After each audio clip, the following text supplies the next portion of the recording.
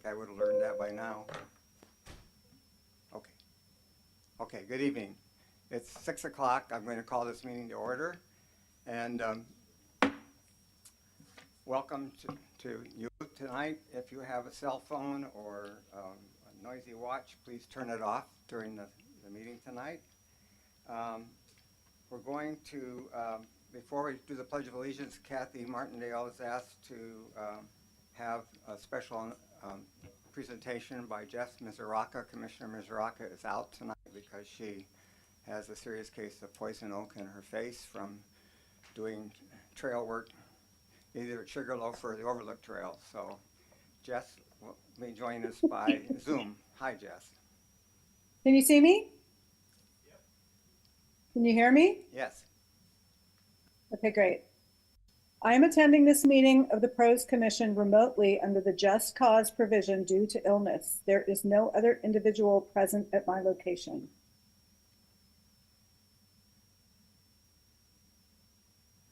So, John, now you can go to the pledge.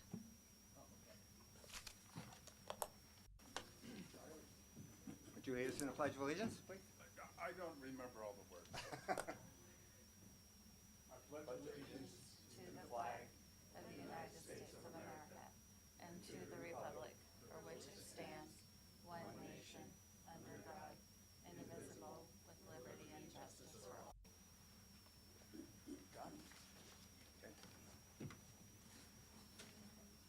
And a roll call? Okay, before we start, I want to make sure that all members, okay, we do have a form, sorry, that all members are speaking into the microphone. Sometimes you guys tend to lean back and I can't hear it on the recording, and that's what I use for minutes. So if you guys could do that and try and think about making, because this can move, just make sure that it's in front of you. It'll make my life a lot easier. Okay, Commissioner Cullinan is not here. Commissioner Izetta. Present. Youth Member Ballinger. Present. Commissioner Mizuraka. Here. Commissioner Rausch. Present. Vice Chair Tolbert. Here. Commissioner Wellender. Sorry. Chair Donnelly. Here. Thank you. Let the record show that Commissioners Cullinan and Wellender are not in attendance at this time. Thank you.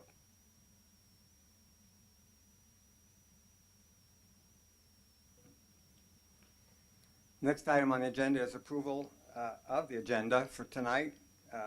Is there any changes that commissioners would like to see on the agenda? Hearing none, I'll call for any public comment on this.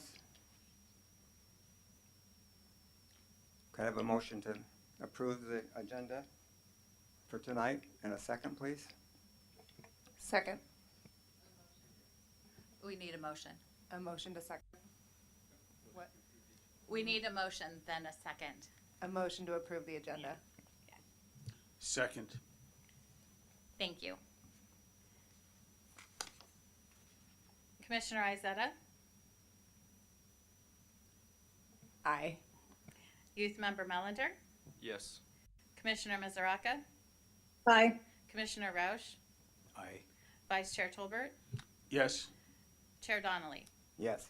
Thank you. The motion passes unanimously. This time we call for comments from the public, and I'm asked to read this statement. At this time, members of the public may comment on any item not appearing on the agenda. It is recommended that you keep your comments to 3 minutes or less. Under state law, unless otherwise permitted by the Ralph Brown Act, the merits of the matters presented under this item cannot be discussed and acted upon by the Commission at this time.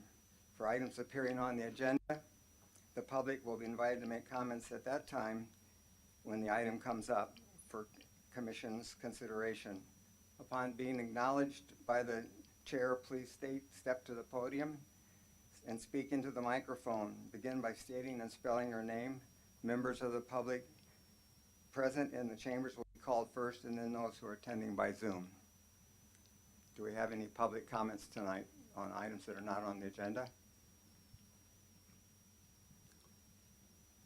Seeing none, We move to the consent calendar. I'll read this. All items on the consent calendar are considered to be routine and will be acted upon by a single motion.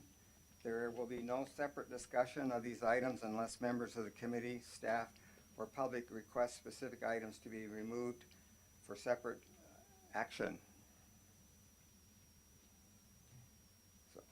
So I'll announce the consent calendar. Are there any public comments or? Hearing none. I have a motion to approve the consent calendar. Motion to approve. Second. Roll call. Commissioner Izetta, Aye. Youth Member Mellinger, Yes. Commissioner Mizuraka, Aye. Commissioner Roush, Aye. Vice Chair Tolbert, Yes. Chair Donnelly. Aye. Thank you. The motion passes unanimously. Next is to receive the minutes of the December 11th meeting of the commission. No, don't need to do that? That's what you just did in the consent calendar. Now we're up to presentations, and I've announced that each item, we'll turn it over to the presenter. No action will be taken. Typically, no public comment on presentations, but there will be a public comment on the Olsen Park presentation. City Manager David Guhin, welcome. Great, thank you so much for having me. I appreciate it. I am here to talk to you a little bit, give you some updates on what's going on in the city at the city level, primarily about the city council goals and the action that the city council took last week. We will be talking to all the boards and commissions over the next month about what the city council goals are to help provide that information to you as we move into the budget process, and I'll explain that a little bit more. Got a little slideshow here. I'm not going to go through all the stuff on this slide. All this information is on the website. We have our City Council goal webpage, so the information is there. In short, I'm going to turn this on. The 5 goals that the City Council came up with, this was through a workshop that they held, an all-day workshop on January 30th, I believe it was. We met off-site, talked about these, and came up with these goals. And on last Wednesday night at City Council, they ratified these goals. Moving forward. So housing was one of the goals, and we'll talk a little bit more about what that means in a minute. Parks, recreation, community services, economic development, financial stability, unification, annexation, climate mitigation, and adaptation. So the housing, there's a lot of stuff on this slide. Again, small print, you can go online to read this and more, but essentially everything, the Planning Commission and other groups are going to be looking at this list to determine how we can address housing in our community, both at all levels. So we're looking at process, fees, we'll be looking at different creative approaches to addressing housing, renter protections. We'll be working with the school district, different partnerships about how we look at where housing can be. Obviously, the general plan process is underway as well. And then this also addresses our support for our homeless community as well, not just within the city limits, but throughout the valley. And so that's something that we'll be working with our partners, our community partners in the valley about addressing our homeless folks and those that have different needs for resources. The Parks, Rec, and Community Services goal, this is probably one that's more focused for this group, is that the plan for creating a Parks and Rec department. They actually took a step on that direction at the council meeting last week, and I'll talk a little bit more about that in a minute. Working on pedestrian safety and accessibility throughout town, plaza maintenance plan, and looking at plaza corridor plan, working with our nonprofits on the recreation side, our arts programs. So a lot of different things in this bucket that we'll be working both within this group, our climate commission, and then also our art commission as well. We'll be focused on this. So a lot of interaction between the various boards and commissions to accomplish this goal. Economic development and financial stability. This is a critical one for a city, just making sure that we are moving forward in a sustainable way. Another item that was at council last week was a mid-year budget update. So if you're curious about our budget and what's going on in the city, I highly recommend that you watch the council meeting from last week. You can jump right to the budget update. Our finance director gave a great presentation on where we were. We started the year, we presented a budget to the city council of $2.9 million deficit by the end of the year. We've revised those numbers based on current revenue and current reductions that we've made within the operations, and the passage of Measure T, which will kick in just the last month of this fiscal year. And we're going to end up the year, we're projecting at about $0.8 million deficit. So that's a $2.1 million reduction. So we're in much better shape than we thought we'd be at this point in time. We still have some work to do between now and the end of the fiscal year, which we'll continue to work on. One of the other key things that we did this past year was invested our funds. So we're starting to make return on our investments. Maybe not so much the past couple days, but in general, we're making a return on those investments. So keeping an eye on that, you can see all that information is in there, graphs, tables, information is in the packet, and it's in the presentation as well. So that's a key piece moving forward as we address. And then, as I mentioned before, Measure T, which was passed by the voters, that goes into effect in April timeframe. So we'll start to see revenues come in about April. So we'll have about a month or two of revenue for Measure T, and then next fiscal year we'll budget for a full year of Measure T revenues coming into the city. And so that'll allow us to provide enhanced services to the community as we promised to the community when we put that out there for a vote. The unification and annexation of Sonoma Valley. So this is something I've been talking to the supervisor, a new supervisor, Rebecca Hermosillo, about kind of what her goals are for the valley in terms of how we integrate both the city and the valley in terms of services. Homelessness is a great example of that. How we work on our water and sewer, our fire, public safety, and other working with our nonprofit groups across the entire valley, including our recreation programs. So this is something we're going to continue to explore, expand. One of the key things on here is evaluation of an EIFD, which is an Enhanced Infrastructure Financing District. So it's essentially redevelopment 2.0. Since redevelopment went away, this is another way to generate a tax increment and capture that tax increment and put that back into infrastructure for enhancements to a region. So that's something we'll be evaluating over the next year, working with the county and the valley on how to implement that. Climate adaptation and mitigation. This is our Climate Commission has last year got a climate initiatives established and approved by council, and so they'll be working through that list, moving those initiatives forward. We're going to try to plant a lot more trees this year. The comment was made we took down a lot more trees. I think PG&E helped us this year take down some trees, and so our goal this year is to put back up more trees.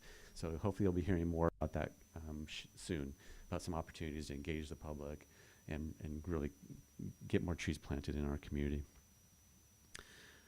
So that's a high-level summary of these goals, and I just want to talk real quickly about how we're going to use these goals. Again, these are goals that are established by the council. Their job is to set the vision, set the direction of the city. Our job, staff, boards, commissions, and our budget is to accomplish those goals and move these initiatives forward. And so working together between staff, our boards and commissions, all going the same direction that the council wants to go, really helps us get things accomplished and moves the needle on a lot of these key initiatives.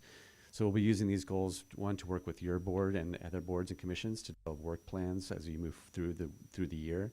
And what do you want to accomplish this next year that will help address these goals?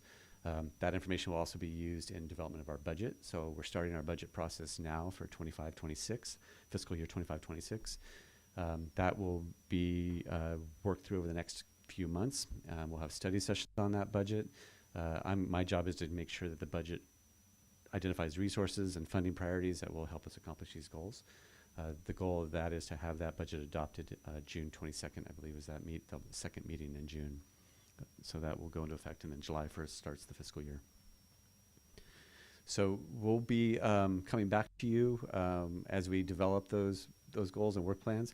And I'm going to move on to the next item real quick, which is part of what we did Wednesday night as well to move one of these forwards is City Council approved a creation of a Parks and Rec Director position. So that's a big step. Essentially that is going to allow me to establish a Parks and Rec department. And so we're excited about that. We're already started to create the job brochure that's going to go out and start even hearing about people that might be interested out in the community and around. So that's something that we're going to be moving fairly quickly on, because the sooner we can get somebody on board, ideally we get them in here before July 1 and before the fiscal year starts. They'll be able to work with us, work with you, and that individual will be the liaison for this board and commission as we move forward. So they'll be able to help work on work plans and directions moving forward, and then obviously coordinating with Public Works and all of our other departments. So it's a big change, but we're excited about it, and we'll be working closely with all the other departments to make sure it works well as we move forward. The other quick update, we talked about the budget. The budget process, as I mentioned before, is starting now. We will release a budget calendar on the different steps on what that looks like. Ideally, identifying projects and initiatives here will come through staff. Staff will work with me to make sure that we incorporate initiatives through the budget that I can present to council. And again, tying it back to council goals is going to be key. And then, like I said, we'll have study sessions probably in May, and then with the adoption of the budget in June. The other big thing that's out there right now that you'll hear about is district elections. That's something that we're moving to district elections. The city council we talked about that last week as well. The council decided on going with 5 districts, so same number of council members. So they'll rotate the mayor just like they currently are. And they've narrowed it down to one map with some potential modifications to that map. And so next Wednesday, at 6 o'clock or very close to it, we'll have a conversation about that map and any other additional tweaks to that map in the districts. So if you're interested in that and you want to hear more about that, you can go back and watch previous meetings where we've talked about it. This will be our 4th meeting next week on this issue. We do have a webpage that has all the information about the district elections, the process, all the maps that people have created, the consultants created, and also has the map that we're evaluating right now is on our website as well. So this will be the last public meeting before they introduce an ordinance to move forward. And then once an ordinance is established and they vote on that, then we roll into district elections at the next election. So it's moving fairly quickly. So please take a look at that if you have any questions, or reach out to us, and we'd be happy to answer any questions on that. So those are a few updates at the city level. I'm happy to answer any questions on the goals or process or anything else you have. Could you also say a few words about the new bi-monthly meetings we just started this week, where bi-monthly meetings of all the commission chairs and vice chairs with you and perhaps the mayor and the city clerk, so we get a better sense of cross purposes and crossover benefits? Yeah, so one of the things that we started doing, we actually had the first one this week, is pulling together all the chairs and vice chairs of all of our boards and commissions to meet with me every other month. We're going to start with that frequency and see how that goes. But one is really just to make sure that we're all on the same page of what's happening citywide, but then have a chance to talk amongst ourselves about where are there cross connections, where can we support each other, where each board and commission is working on, so that we can align those efforts so we're not all going different directions. So hopefully that's a helpful resource for all of you, because that information can be brought back and presented during this meeting in a public setting about initiatives and goals that you want to work on. But we'll continue to do that. And like I said, we'll potentially have the mayor come to some of them. We'll have the city clerk there to provide guidance for the chairs and vice chairs on running the meeting, Rosenberg's rules, all those different things about resources that could be helpful to the board, the chairs and vice chairs as they move forward. And then also the Commissioners Academy that's being launched. Could you give us a heads up on that? Yeah, we're in the process of developing a Commissioner Academy for two reasons. One is to provide a resource for all boards and commission members, for people that want to learn more about being a board commissioner, the nuances, guidance. So it would be a resource for existing board and commission members. But it's also an opportunity for those in the community that are thinking about being on a board and commission to learn about what a board and commission does, the responsibilities, the roles, the time it takes, and the effort it takes to be on a board and commission. So we're going to hopefully launch that soon. We're going to be working through with this group, the chairs and vice chairs, to kind of run through and some of that process to get feedback on it before we launch it. So that'll be coming in case you know anybody out there that is thinking about wanting to apply for a board and commission.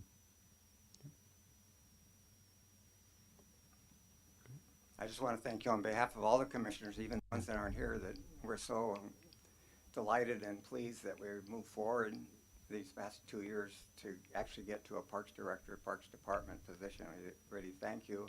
We worked with the Community Task Force on Parks and Recreation, as you know, and inherited with their unfinished business, and now it's finished. So we're really looking forward to working with the new Parks Director as well, of course. Great. Yeah, thank you. And I thank you for saying that. I think a lot of work was done before I got here. Obviously, Karen Collins and Steve Page led a task force on this issue.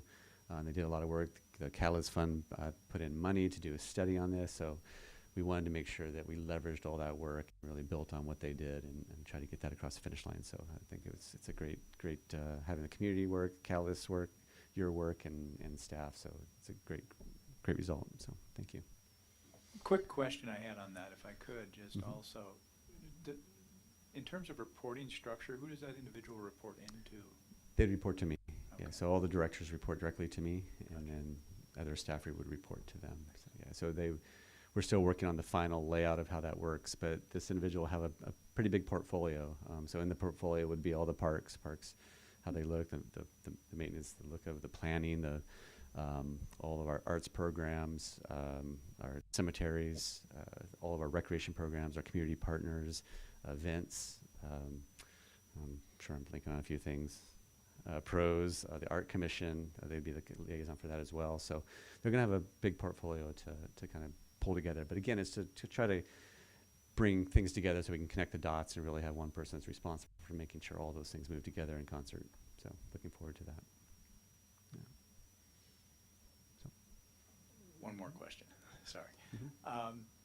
In terms of the budget and the cutbacks that did happen, were there any situations that are involved there that would affect the pros and past decisions that were made and or recommendations up to the city council?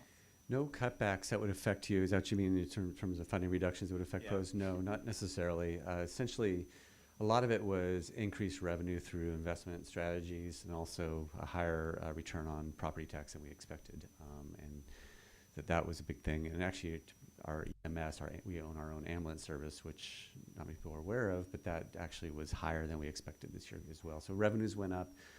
We did have some reductions in salary savings of unfilled positions. It doesn't affect specifically this group, and some other reductions, but nothing specific, no projects that I'm aware of that would affect you.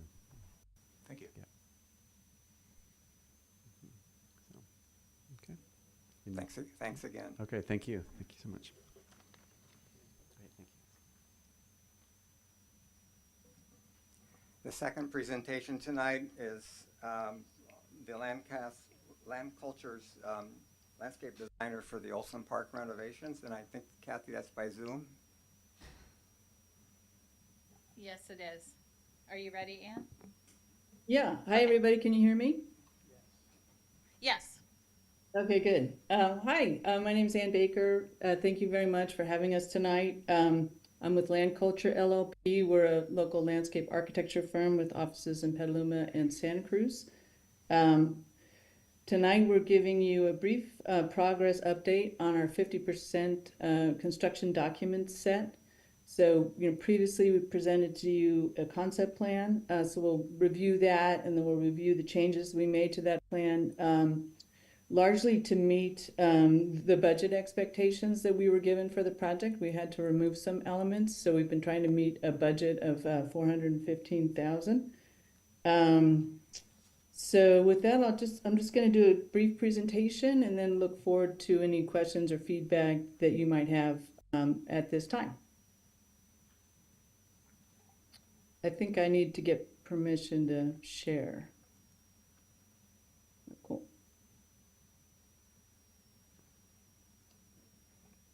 Okay. Great. So we're working on Olsen Park. It's on Linda Avenue, and kind of reminding everybody that we went through a very successful community involvement process. We did an online survey, and then we conducted a meeting on site that was a visioning meeting with the community. We had really nice attendance. You can see in the photograph a lot of people present and a good conversation, and then took a lot of sticky notes on what people wanted on the project, and also different elements in the lower image, different elements that people, you could see the dots that people coalesced around things that they really wanted in the park. And this is a word cloud that we did that showed kind of the very biggest things that jumped out for us in terms of what people wanted in the park renovation, and the biggest one is shade. and then some paving improvements, toddler play, keep the basketball, more trees. The things in yellow were things that were a little harder to achieve, specifically the bathrooms. And so that's the direction we got from the community. And after that, we developed this concept plan. So it largely takes the existing park form and improves the playground elements, removes the sand play in the large play structure area because that's not an accessible surface. Creates an accessible surface in the play structure area, which is this area here, number 3. Adds some new play features, then creates a sand play area here for toddlers with a toddler feature. And then this part of the park was pretty derelict. It had kind of an old picnic area in it. And so we're creating a new loop path with a small lawn area and some small group picnic areas there. And then other elements are improving the entry off Linda Drive, creating some more places for people to sit and shaded places throughout the park, and then new plantings. So that was the concept plan that was actually approved by this committee back in September of 2023. And so now we're moving into construction documents, which aren't as fun to look at. But what we've done, just to kind of walk through the changes, we simplified this entry area. We reduced the paving and just added one picnic table because we had to reduce elements in the budget in order to meet the budget. And so we slimmed down this concrete. We pulled this entrance a little bit further away from this house right here, so there's a little more privacy to that house. We made this loop path smaller and this lawn area smaller, just shrunk it down about 10-15% to save cost. There were some shade structures here over the benches by the basketball court, and we removed those in favor of simply planting new trees in this raised planter here. Let's see, what else did we do? There was an alternate path that was flowing along this side of the lawn that we also removed. And so then we went further and developed the tree selections, which are listed here. Happy to go through them if people want me to in terms of questions. We're hoping to engage with the city's arborist on the tree selections and make sure we're getting ones that are going to get us through this period of climate adaptation that we're looking to enter now. But we have added a lot of trees overall, and then we've added trees where we're putting them in planting areas like here and here and here, where we're pulling them out of the lawn because trees tend to not be that successful in lawn areas. The roots rise up to the top and then they get run over by the lawnmowers and so that's one of the improvements we've had, is just to try and have the trees be healthier when they're not in lawn areas. And just generally developing the layout and continuing to refine the design. And these are some of the improvements to the play structures. We're adding these shade toppers on top of the existing play structure so that there's more shade actually on the structure. And then we're adding these 3 play features, so there's new play features on the existing structure. And then we're adding this toy boat in the sand play area, this wooden canoe for the toddlers. And there also are some bike racks going in. And here's an overview of some of the plant design ideas, the types of plants that we're proposing to use. Large trees, shade trees, and low water using shrubs, and providing habitat for birds and pollinators. So that's our very brief presentation. We just wanted to check in with you all and then let you know where we were in the process. I'm happy to take questions or hear any feedback at this time. Thank you very much. Thank you. Are there any questions from the commissioners? Have you chosen the accessible ground cover for the playground? Have you guys discussed which that one will be? Yeah, we're thinking to use the wood chips, the 5R wood chips, because it's a much more affordable surface than the rubberized play surface. And then second question, I don't know if this is possible. Can you send the cost to the commission of the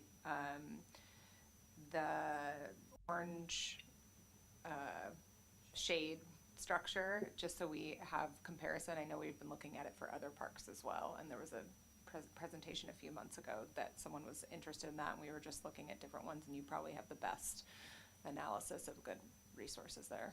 Yeah, we can send the quote that we got from Landscape Structures. We'd be glad to do that. We could send it through Ashley. Thank you. Mm-hmm. What's the I have a timeline? question. Oh, sorry. Go ahead. It's Jessica Mizuraka. Hi, Ann. It's good to see you back. Hello. Hello. Just a quickie. You mentioned that the plants you're proposing are low water use. What about the trees? Not all of them are low water use. Some of the trees, what we did was most of the trees around the perimeter are low water use. We used some higher water use trees in this planter here and in this one here.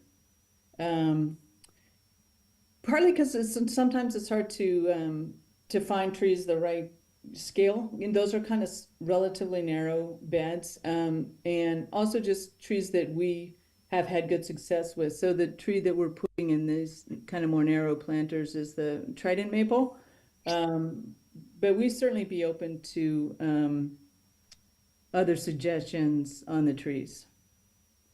And also, Terrific. Thank you so much. let me add a little more. Sorry. We actually are using moderate water use trees adjacent to the lawn area. So we have tupelos in here, which are very heat tolerant from southeastern United States. And then we have silver leaf lindens, these 4 trees, partly because we think we want trees that can tolerate that kind of being adjacent to the lawn and getting that periodic little water. So for those reasons, we chose heat tolerant, but more moderate water use trees in those locations. I can actually forward you our brand new climate forward tree list that we're going to have for the city of Sonoma. So I'll send that your way with some explanations. Cool.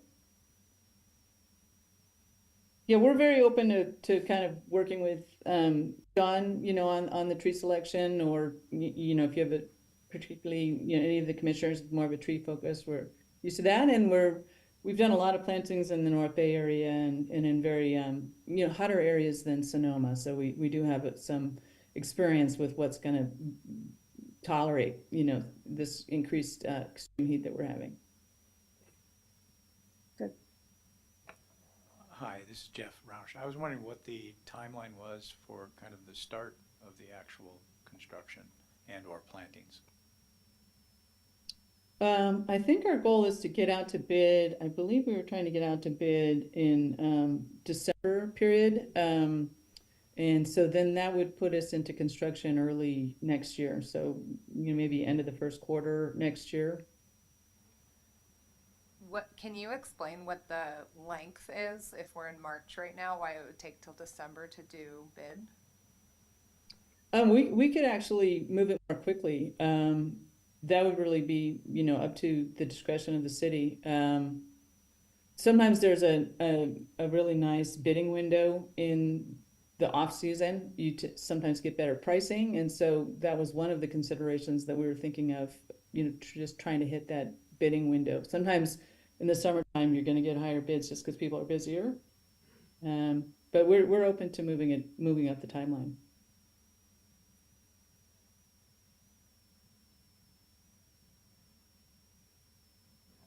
Yeah, we were just discussing the timeline, and the timeline for construction is flexible. We were talking about moving it up to fall. So, Anne, that'll be on our list of things to discuss when we get you comments on this 50% design. Oh, great. Yeah, no, we'd be happy to move it up.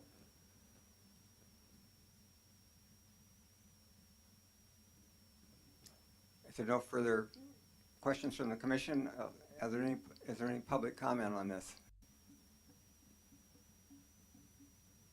Please step to the podium and state your name and address.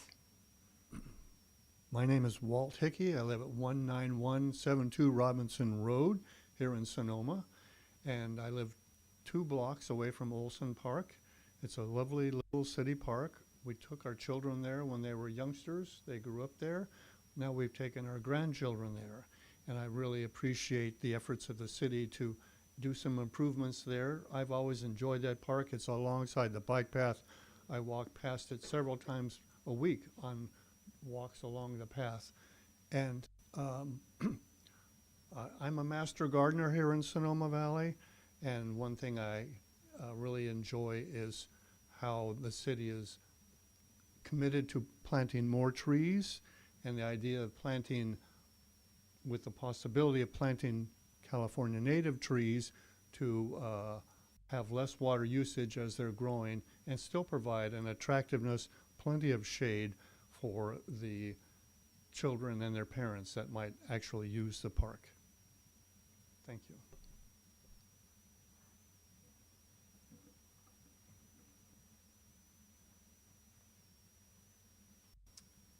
Salvador Davila. I'm at 19251 Robinson Road, and yeah, we've moved from Walnut Creek in 2017, and we have two little girls, and we've been taking them there since that age, and we love it, and they've grown through the process, and they still find a different place of the park to play in. So we appreciate the extra effort that has been taken into this park.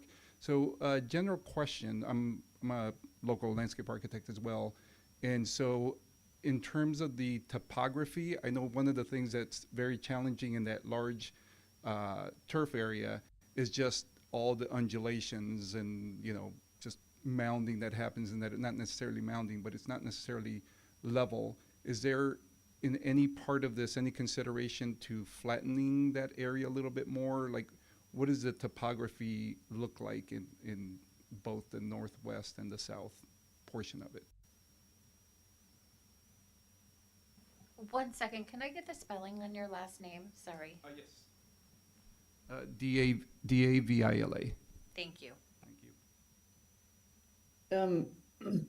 We hadn't proposed to change the topography in the main lawn area, mainly because just working with the budget constraints that we have, that we didn't propose to regrade or reestablish that turf. And we hadn't actually heard that comment before, so that's interesting, and we can think more about it. Maybe there's a way to not remove all the lawn and improve the play surface.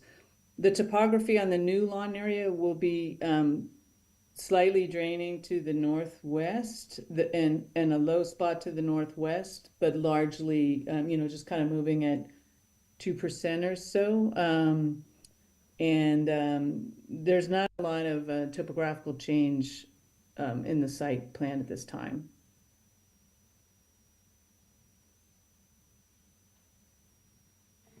Have the wood chips been completely solidified as the option for that path?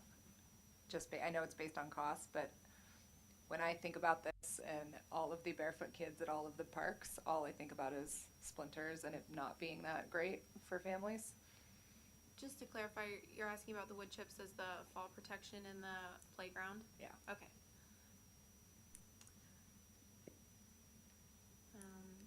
We're at 50% design, so at this point we're open to suggestions and feedback. So this is part of the reason we're bringing it to pros, is to get comments and feedback for items like that. So at this point, nothing is set in stone, and that's part of why we're bringing it here at this juncture. Yeah. Awesome. Yeah, I mean, I have two young kids. I know this was a concern at the park at, what's the park by you called? Sonoma Greens? Is that what we're calling it? Sonoma Oaks, yeah. When we did the design with you, Anne, I think a lot of people had concerns around the wood chips, just because literally, if you go to any park right now, kids are just barefoot. And so I know it's for accessibility reasons, but it does pose just splinters, which I don't know if we're calling that injury, but annoyance. Yeah, I mean, I think we're totally open to making that change. It does add, I don't have the exact number, but I'm guessing around 15,000 or so to the cost of the surfacing. Perhaps more, actually, because we have a sand condition, we're taking that out. We're just kind of putting this new material in, to put the hard surface down. We'd have to provide a sub slab underneath it.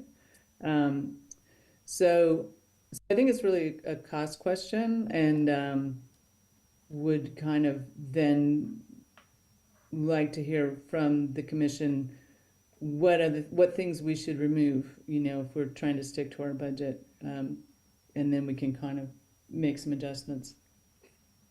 Yeah, and just to elaborate a little bit more, Commissioner Izetta, some of these chips are coming in. I have a park right next to Napa at my house that's currently under construction, and they put brand new wood chips in it the other day.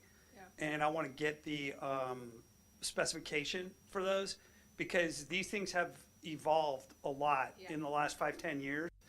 And it's down to the point where you actually have a requirement of the type or the specifications on the chips.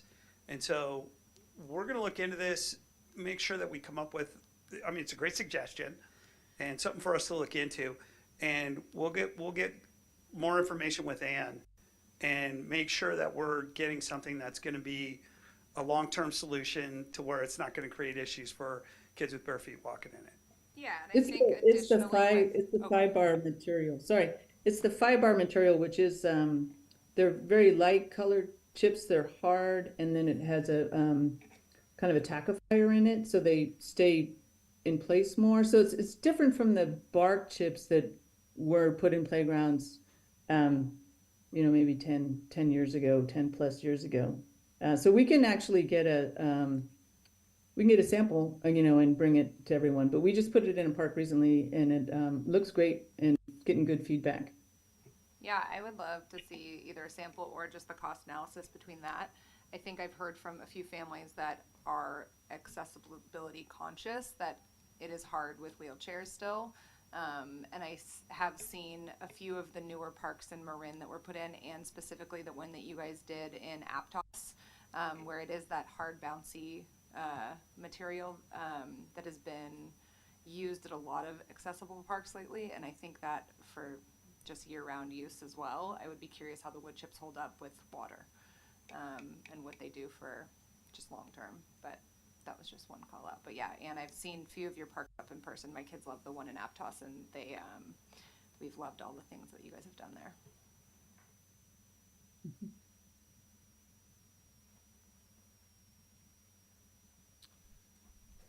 there. Sorry, I'm just reviewing this in small form here. And can you go over the hardscape materials? I know we talked about the 5-bar, which we use in a lot of parks as well, and it's a great product. But what hardscape is remaining and what is new in terms of all the hardscape that's around? I'm assuming the larger circulation route is going to be existing concrete. Are you even touching that? And then what is the rest of the hardscape material around the new turf area? And what kind of turf?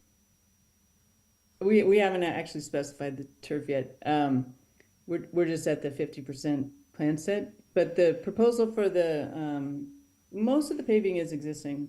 So at the Linda Drive entry, we're proposing a new patch of concrete there, and then we're proposing stabilized aggregate paving in the picnic area and on the new loop. And in previous consultation with the Pros Commission, the commission recommended using the Mayacamas red material, and we can add a stabilizer into it and provide an accessible surface in that way. Mayakama might not even need a stabilizer. It's very stable if it's installed right. Correct. The stabilizer is kind of a belt and suspenders approach. Got it. Yeah.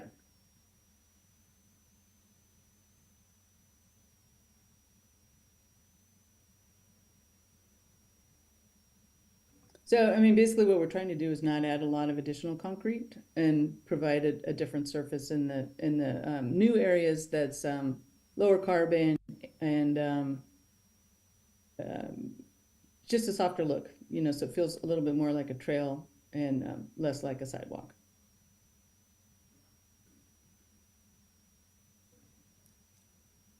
I don't hear any further questions or discussion from the commission or the public. Are you closing public comment? Should I? If public comment's over, yeah, we should close that, and then you could go straight to further discussion among the commissioners. Oh, okay. I close public comment and ask for further discussion from the commission.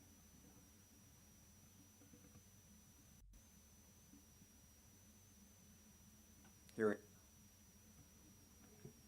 I would just love to see more of the finalized plans. I know you guys are at 50%, but when we start getting to that point, even if it's before our next meeting, if we could just circle that around over email if that's possible, just to get a general idea of what's being decided on and what is the actual play structures. And I'm sure Jess is wants to share the list, the Sonoma tree list and plant list and things like that, just before we get too far down without our commentary, if possible. Maybe we could reassemble an ad hoc. Since we had an ad hoc for this before, maybe we can reassemble one to go over the finer points. Just an idea. And our next, we're gonna have a milestone 90% submittal Right. next, right? Yeah. It's possible that we could assemble an ad hoc to review the 90% submittal on the plans. Great. Yeah, but here again, nothing is finalized at this point, but this is the direction we're heading. And so if there's any changes contemplating, now's the time to bring them up. And that way we're not inventing the wheel at the 90% submittal. But yeah, I think that that's a possibility. And we could have some interjection and comments on the 90% submittal.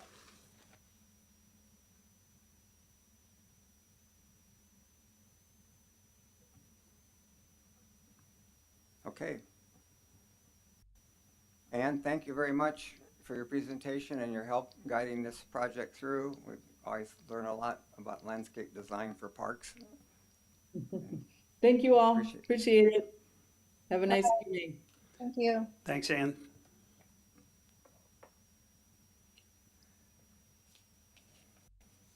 Now we're ready for the regular calendar. And one of my favorite agenda items tonight is the election of a chair and a vice chair for 2025 for the Parks and Recreation Commission. And I'll turn this over to Cathy Martindale, our clerk, to conduct the election. Okay, thanks, John. Annually, the Parks, Recreation, and Open Space Commission conducts reorganization by selecting a chair and vice chair from among its members to serve for the year.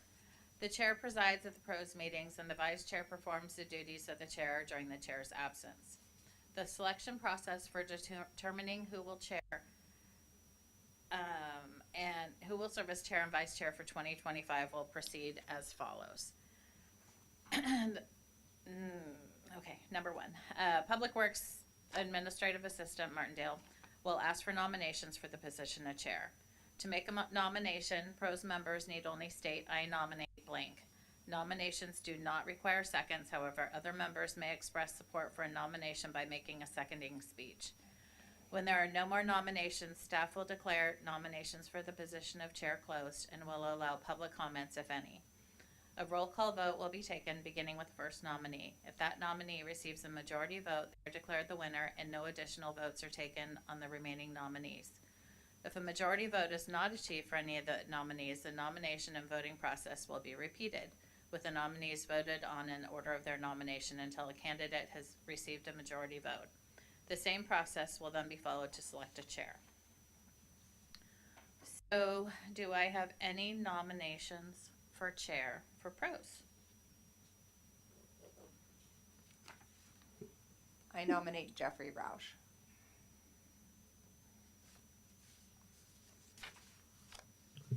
Second. There's no.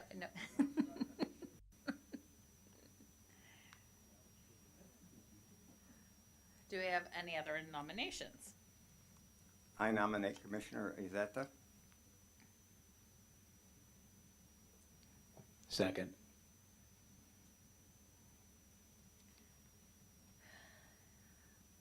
Okay. if we're ready for a roll call vote, we would start with nomination for Commissioner Rausch. Commissioner Izetta. You're voting. I vote for Jeffrey Rausch. Yeah, it's a yay or nay. Hey. Okay. Youth Member Mellinger. Yes. Commissioner Mizuraka. Aye. Commissioner Rausch.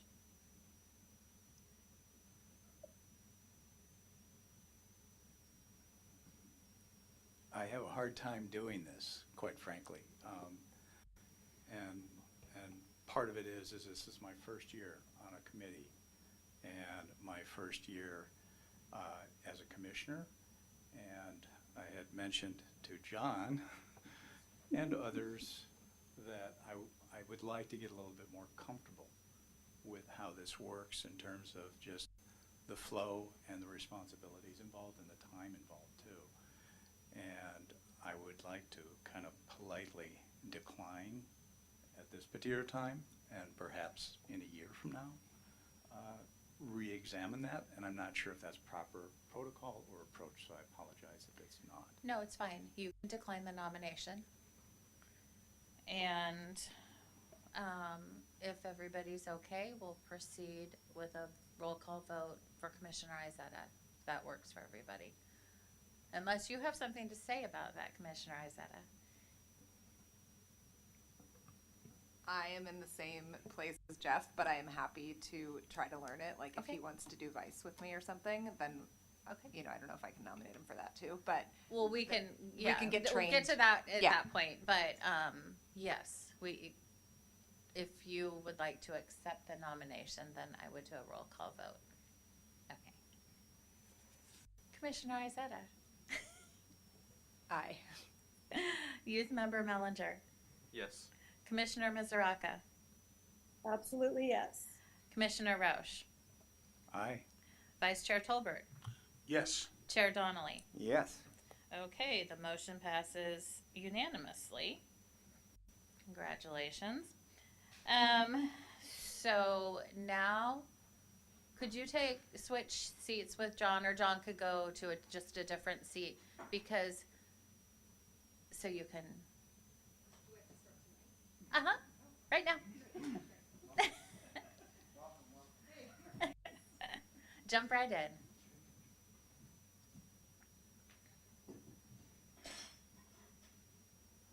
Ashley, would you mind switching Dana's for me? Thank you. Oh, thanks, Jared. Okay.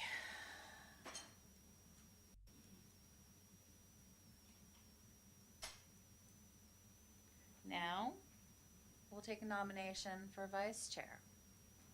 Nominations. I nominate Jeffrey Rausch.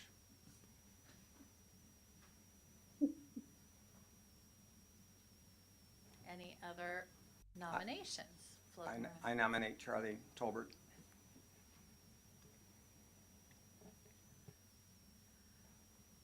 Second. There- Can I do that? Nope. No? No seconds. Okay, we could, so the next step would be to do a roll call vote for Commissioner Rausch. If you choose to decline, this would be the time to do it. Okay. All right. Commissioner Izetta, Aye. Youth Member Mellinger, Yes. Commissioner Mizuraka, Aye. Commissioner Rausch, Aye. Vice Chair Tolbert, Aye. Chair Commissioner Donnelly. Aye. Thank you. The motion passes unanimously. Congratulations.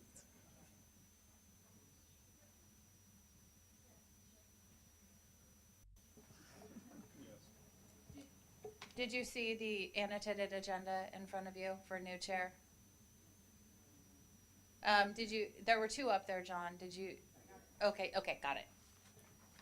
And I'll just say, you're in good hands because we have great staff support. And I've learned a lot over the couple of years that I've been in this, and I'm looking forward to working with you going forward.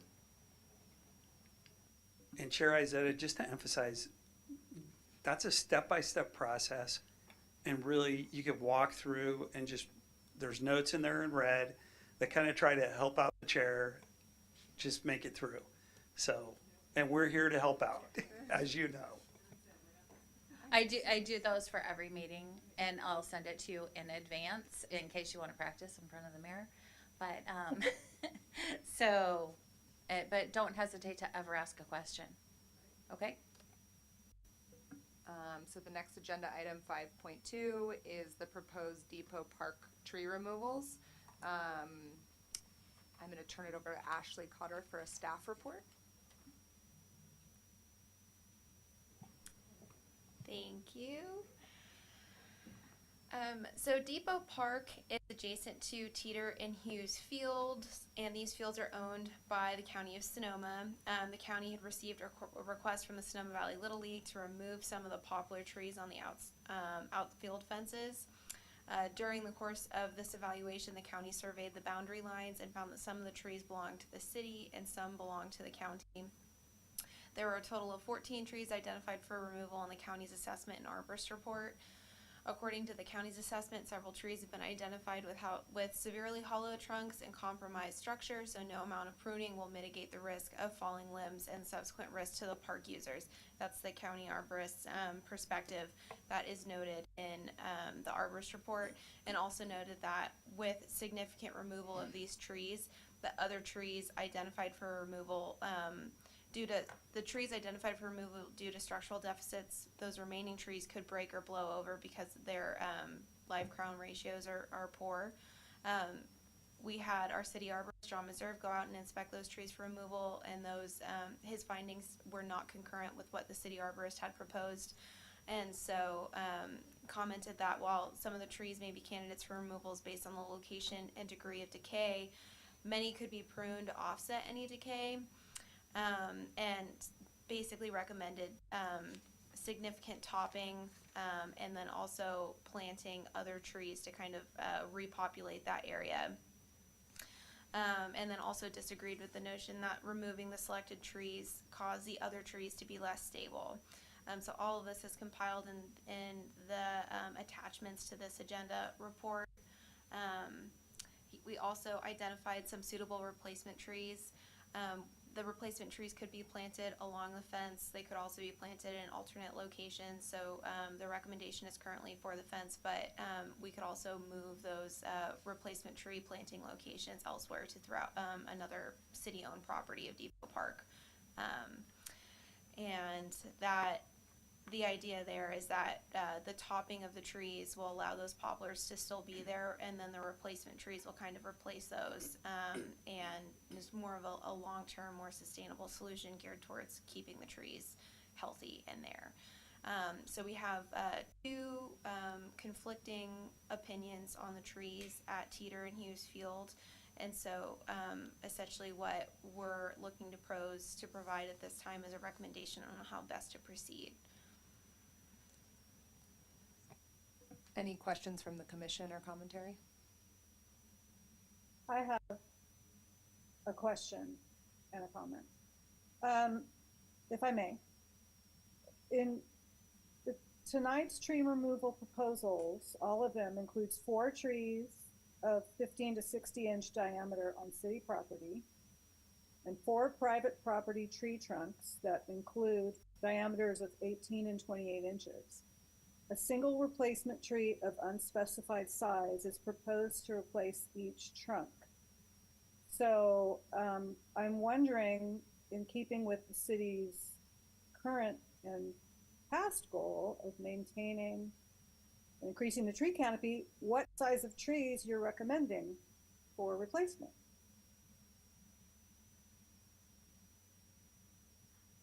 I'm asking the city though.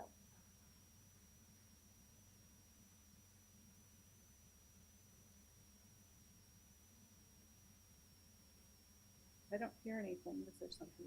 Yeah, we're just She's pulling up, looking we're right just now. pulling Okay, up the fine. right article. Jess, we'll be right back with you. Yeah, Mr. Sure, Meserve. no problem. I can't see you, so. Mr. Meserve did identify a possible replacement of a columnar red maple or a columnar flowering pear or a columnar hornbeam as possible replacement trees for the poplars. And that is specifically for the Depot Park tree removal agenda item, not for the other tree removal permits that are on the agenda for tonight. So this is specific to the Depot Park project. I did see that, I just didn't see anything about replacement tree size. Just one tree per removed tree is what I saw, unless I'm mistaken. I didn't see anything about how big the replacement trees are. Yeah, the replacement trees will be per the arborist recommendation or per the current recommendation that we've been doing, which I believe is a 24-inch box or the next size down.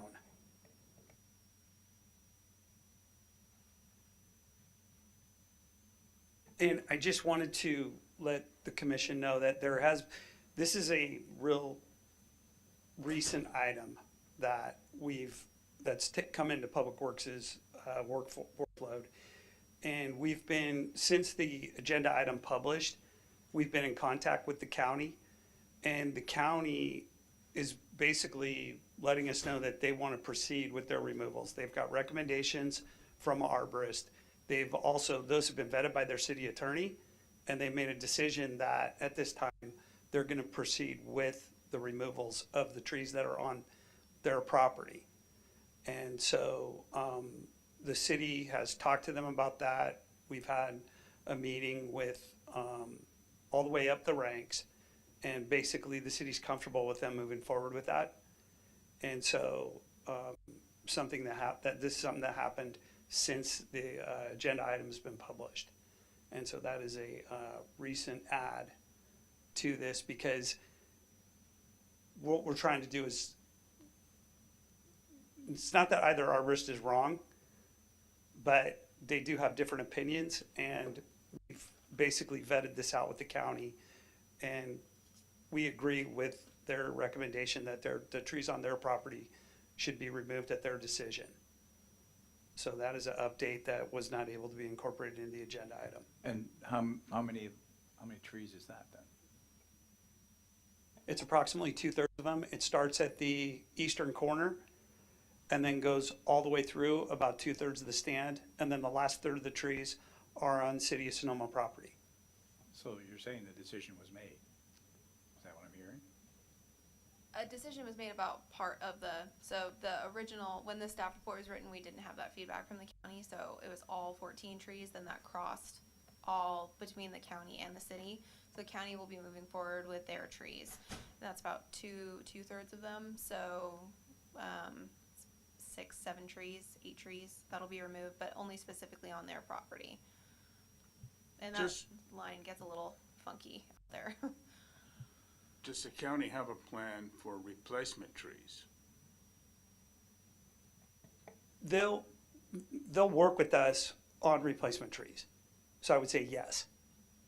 Maybe not necessarily in that location, but they will work with us on replacement trees, yes. And I just have a follow-up on that. Under the financial impact on this report, it says that the current proposed arrangement includes cost share proposals between the city and the county. And the city has some funding set aside for removal, but it doesn't say anything about replacement trees. And how will you share the costs for replacement with the county? We'll have a partnership with them to share the costs. Okay. There's nothing in writing right now reflecting that, but there is a verbal agreement Okay. between David Guhin and County Parks. So we have the funding for both removal and replacement. The county's paying for 100% of the removal of their trees. Uh-huh. What I we were understand. gonna do is we were gonna take for the city's trees, the removal of those isn't a done deal. I haven't had time to look at John Meserve's report and compare it to whether the trees that the city owns should be removed, topped, or side trimmed, or some other form of trimming. And so we're not necessarily removing all of those trees, so none of them would have to be replaced. However, this county's trees, we have talked to them about doing some mitigation and having a joint project to Okay. complete that mitigation. I just want to be clear then, because I thought you said earlier that because the county, you were going to go with what the county's decision was on all the trees, but No, you're on their trees. just on their trees, okay. Correct, yeah. You got it. Yeah, I could have been clearer on that. So when I'm looking at this picture, and I don't know if this is a representative one, are theirs more to the left or more to the right or more in the middle? Where are their trees versus the other? Their trees start at the east end At the east end. and go 2/3 of the way through the stand, Okay. approximately. And the property line, some of those trees are half theirs and half ours. So we can't mince that. They can't leave half the tree. We're gonna basically get to a point where it's 100% the city's trees, and they're gonna completely pay for and take care of the operation of tree removal on their own, regardless of whether or not 15% of the tree is on the city's property. Yeah, so they're taking ownership of their trees. They have a report. There's notations in the report that there are hazards associated with the trees. John agrees there are some hazards associated with the trees. He just doesn't necessarily agree that all of them have to be removed at this time. However, these trees are on county property, and we have to come up with a collaborative solution to solving the problem. I mean, I would lean much more towards some measure of saving some of those trees just simply for the shade factor involved in the canopy in the area there in that park. Yeah, I mean, I guess as I was saying, I would definitely want to try and maintain some of those trees for the shade factor as the other trees were planted and grew up as well. And then you can slowly remove the other ones is the way I would be thinking about it. That's a great idea. And my question is, why did the county just disregard John's recommendations?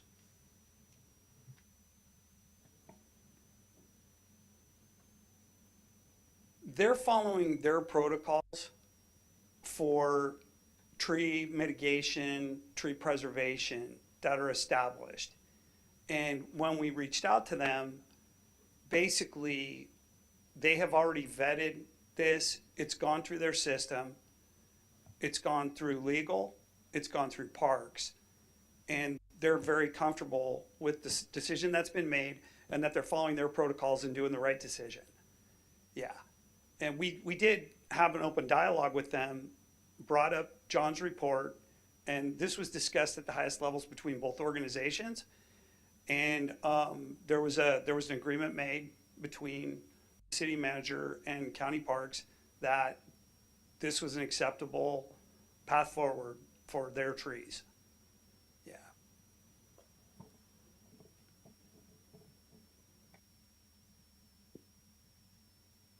Any discussion for the commission? I'd just like to go on the record as that they are our trees, even though it's on county property. We're the county as well as the city. But I understand that the process is moving forward, but I just want to get away from the ours and theirs. It's we are all the county, we're all the city, so. Yeah, and I understand your point. And from a jurisdictional standpoint, somebody has to be responsible for maintenance.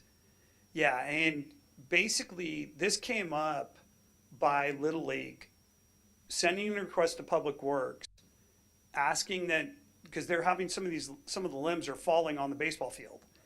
And the trees were presented to me from Little League that they were hazardous and dangerous and something should be done.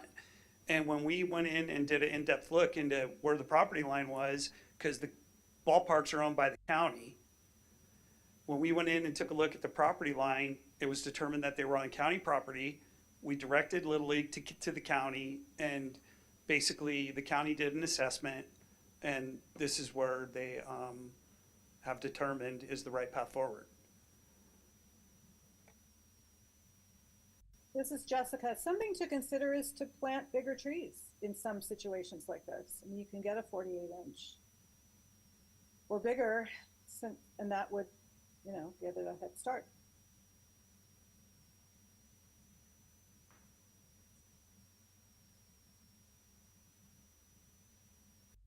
I like that concept. I'm curious. I have no idea what the expense differences are too, though. So, in terms of just the actual purchase of the trees and also the expense of putting them in with the weight and the staff involved, and that would be helpful to understand that.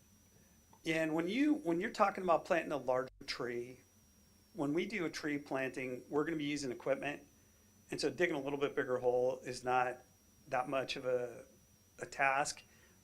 But here again, we're going to take a look at the overall space and try to make a determination if this is, and by all means consult with the arborist, but take a look and see, is this the appropriate place to plant the new trees when we decide what those are going to be. Yeah, and during this section, basically, we're getting questions to staff. And then as soon as the commission's done with questions to staff, we could open this up to public comment and then further discussion from the commission. As an aside, Little League opens on Friday night, so come on down. I heard there was a question there about whether or not it was going to get rained out, so I hope that it doesn't. Call for any public comment.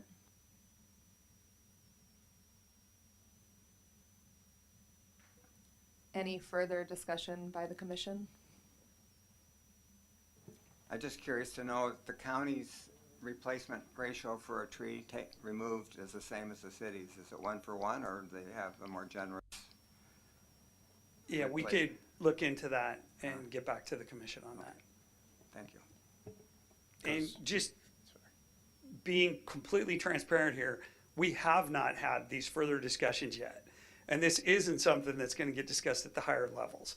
This is something that's going to go back down to my level or lower and try to work with the people that are actually in the operation of replanting trees, et cetera. And we're going to come up to an agreement with the county. But they have been really forthright in having this conversation with us and really open about their process and that they believe that this is the right decision for them moving forward. Out of I can always curiosity- comment on the county's tree ordinance, by the way, and help figure out that number, but there you go. Mike, you might know this, but out of curiosity, how immediate are the tree removals? That's going to happen as soon as the county can fit it into their schedule. And we want to get it done as soon as possible if it's going to get done, because bird nesting season comes up and then that complicates things.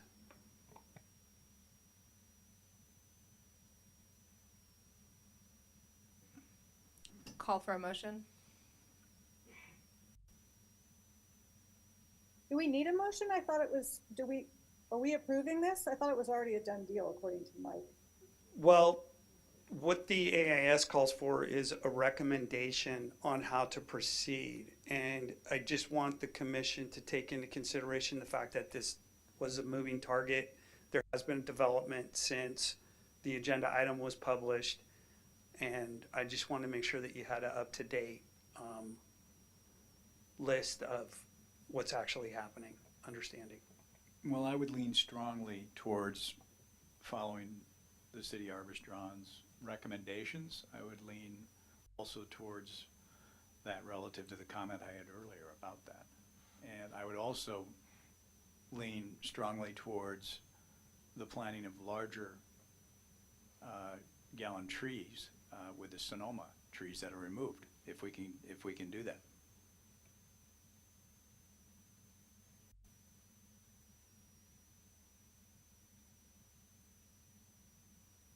Is that a motion?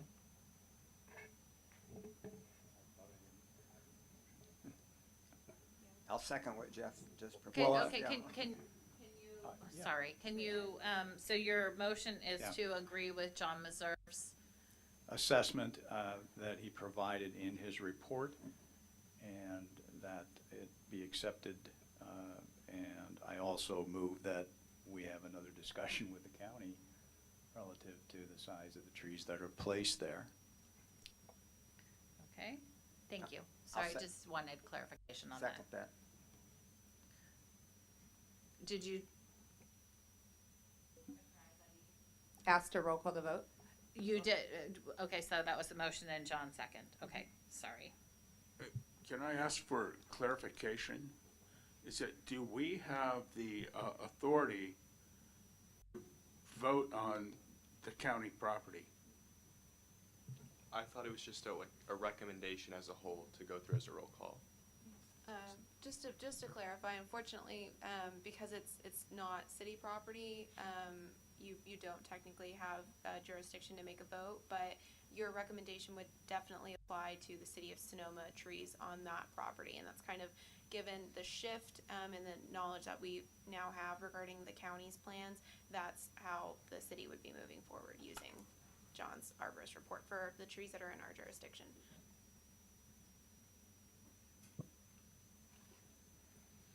Are we ready for the roll call vote? Okay.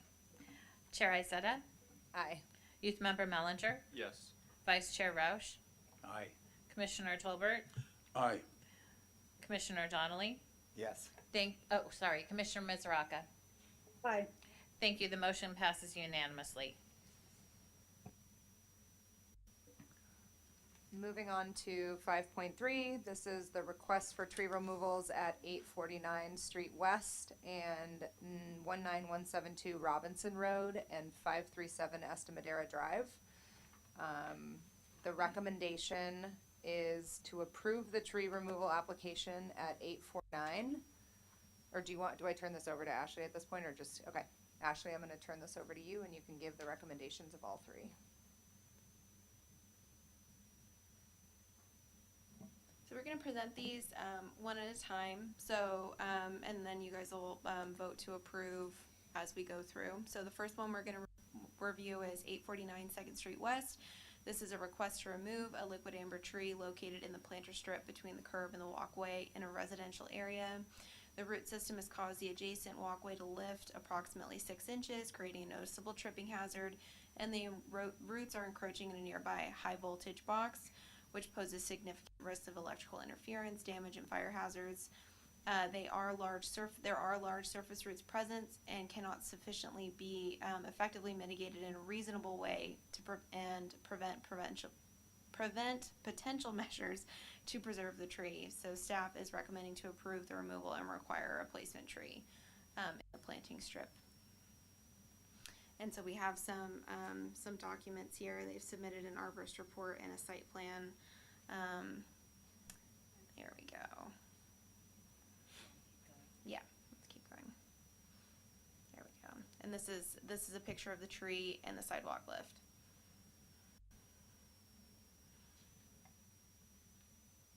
So that's our first one. Any questions from the commission?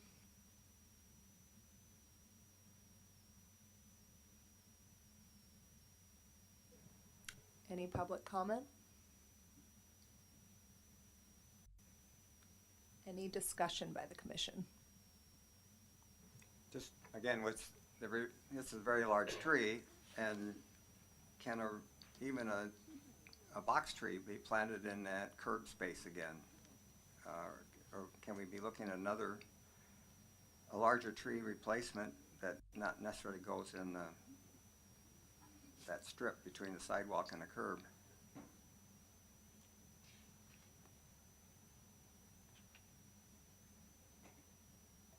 Yeah, we could definitely specify a different location, a box tree to be when they get to that point where they remove the tree and go for, if you require a replacement tree, we can work with them on an alternate location. I'm just trying to be mindful that City Council's goal for 2025 is to increase the city's tree canopy.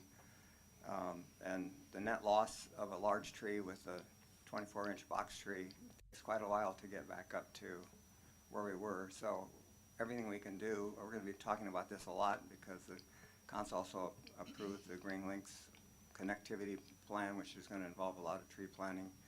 So we're looking forward to really pushing forward with the urban tree management plan. I know that you're doing a tree inventory now, right, with an RFP. So once we get that, we'll be returning to this again. But yeah, good, thank you.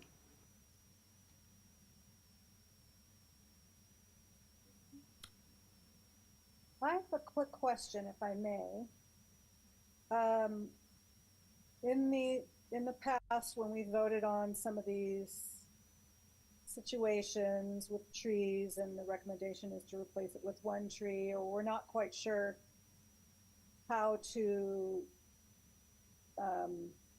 figure out cash in lieu fees or how many trees should be replanted, that kind of thing. It has happened multiple times where I want to approve the removal, but I don't agree with the amount. So I don't always know how to vote. I mean, should I recuse myself from such a vote? If I don't agree with the combination, I don't know quite how that works if a commissioner doesn't agree with all of the elements of the recommendation. Commissioner Mizuraki, you're always welcome to vote no. As long as it will be approved, depending on how many vote yes, how many vote no. And so you're always welcome to do that. You do not have to recuse yourself unless you have a conflict of interest. Okay, great. Thank you so much. I have a question about this too, and you may have covered it in the past, so forgive me with previous tree issues like this. But is it wrong to pave a little higher up over the root, or does it just simply prolong what eventually is going to happen? Meaning the sidewalk, or is that just an expense issue, or can you give me a little help on? Yeah, typically it's harder to raise the sidewalk and stick with the ADA slopes that are required. You can't have that much of a vertical rise. And what happens is you're gonna have to raise the sidewalk probably 6 to 10 inches in this one area. And that's gonna push this job back probably 15 to 20 feet in both directions to accommodate that vertical rise. Yeah, and these trees, liquid ambers, are notorious for having this problem. And you can see that there's multiple rises in this one section. Yeah, and we don't plant liquid ambers in sidewalk landscapes anymore. Yeah, just because they've created a lot of problems in the past.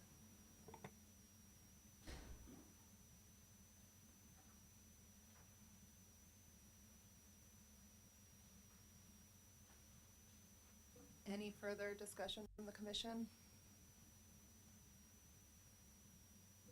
Call for a motion. I make a motion that we approve the arborist's recommendation for removal. A second. Sorry, does that come with a required replacement, or we just, okay. Chair Izetta, Aye. Youth Member Mellinger, Yes. Commissioner Mizuraka, Aye. Vice Chair Roush. Could you repeat that? I couldn't hear that. Aye. Thank you. Commissioner Tolbert, Yes. Commissioner Donnelly. Yes. Thank you. The motion passes unanimously.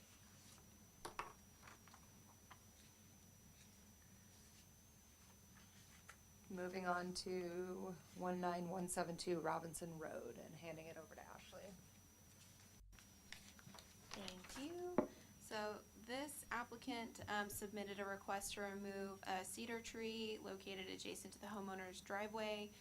The tree appears to be in good health and no signs of disease, decay, or pest infestation. The driveway lift is, there is a driveway lift that is suspected to be coming from the tree, suspected root growth, and pruning the root is unlikely to cause the tree to decline or become unstable, especially if appropriate aftercare is provided.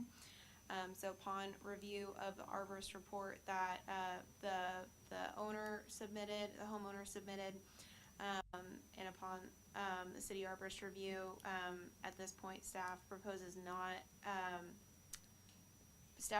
root pruning being implemented if possible and the tree preserved. The tree is significant in size and in great health and an integral part of the urban. Because a section of the driveway is scheduled to be removed and replaced, it is requested that this occur to allow a complete route inspection to occur. And then if, upon the route inspection, if it is discovered that it is a large tree root that can't be pruned without causing significant damage or harm to the tree, then the tree would be approved for removal. So I think Kathy is on the pictures here. Yeah, that's perfect. So that's a picture of the tree there and the subsequent sidewalk lift. Sorry, driveway.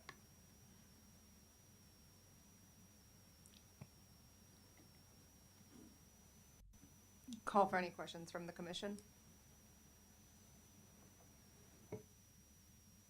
So so we're voting now on whether or not we agree with the recommendation to deny the approval, tree removal application for now. And then are we also at the same time, if in fact it looks like the tree has to come out, approving that? Or is it going to circle back around and we vote on removal once the inspection has happened? No, what staff's recommendation is the commission can go ahead and deny the approval tonight. However, we're giving the property owner the option to remove, the driveway is going to be reconstructed. And so rather than having the property owner remove the slab, have the city arborist inspect the slab, inspect the tree root, is now visible, and make a determination that, yes, you cannot reconstruct the driveway slab and remove the tree root and keep the tree healthy and stable, then we're asking the commission to, based on the arborist's opinion, allow for the tree to be removed. Not make the resident wait 3 more months and bring it to the next meeting to basically hear the arborist's recommendation that the tree should be removed. Because we can't do this root work until, and do the driveway and save the tree. So is that clear to all the commissioners? Are we also then, if, through a lot of ifs here, if the the driveway is moved up, the arborist determines that it is not savable through root pruning, then we're also approving the replacement of that tree, I would take it in our motion for, okay.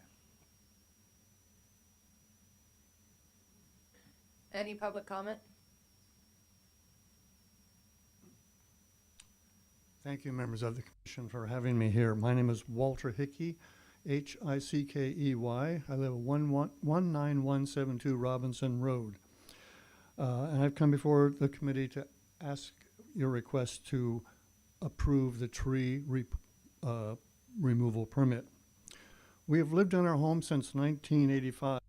The previous owner planted the trees in the front garden, a California sycamore, 3 redwoods, and a deodar cedar. The cedar is a non-native tree, native to the Himalayas. The other trees are California natives. Over the past 8 or so years, the cedar has clogged the sewer line with its roots, causing a backup in our home several occasions. I've had plumbers come out on 4 occasions to unclog the sewer line. I also suspect that the roots of the tree caused damage to our water line, causing a leak and necessitating the replacement of the water line. The roots have raised the driveway where it meets the sidewalk. There is a 1.5 to 2 inch raise in the driveway, creating a significant tripping hazard. It is my belief, and that of the arborist in the permit package, that merely pruning the roots of the cedar will destabilize the tree. This could cause the tree to fall in a windstorm, blocking the street and the bike path which is adjacent to our home. It is my request to have the permit approved so that the offending tree can be taken out and be replaced with plantings of shrubs and trees that are California natives. I volunteer as a master gardener here in Sonoma Valley, As part of my training, I have taken classes in native plant workshops. I've learned that these drought-tolerant plants can beautify one's home garden. They have low water needs. They also attract a lot of pollinators. I've consulted with a qualified water-efficient landscaper to provide expertise and design in choosing the right combination of plants and trees and shrubs. With his knowledge and my gardening skills, I will have a drought-tolerant planting area that will be viewed by many people that frequent the bike path on a daily basis. I have learned as a master gardener the right plant for the right place. This cedar tree is not the right plant for the place it is in. And I'd like to turn the microphone over to my wife.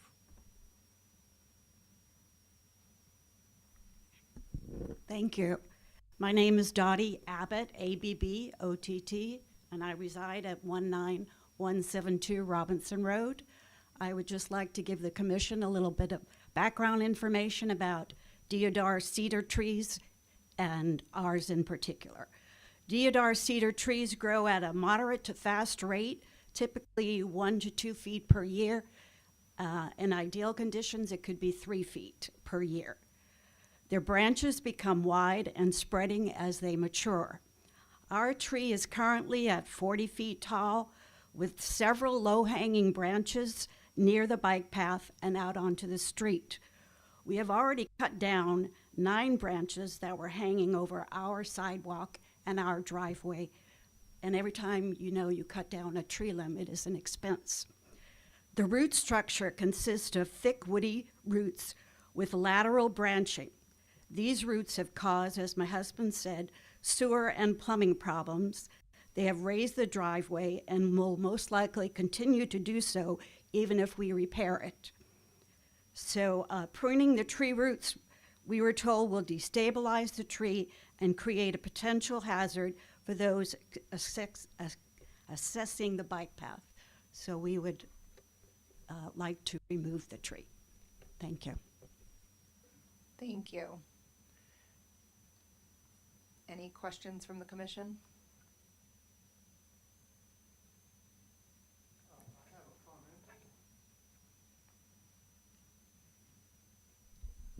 There would be no expense that I'm aware of that would go to the city for the removal of the tree and the replacement plants, because the tree is on our property. So that is something I wanted you to be aware of.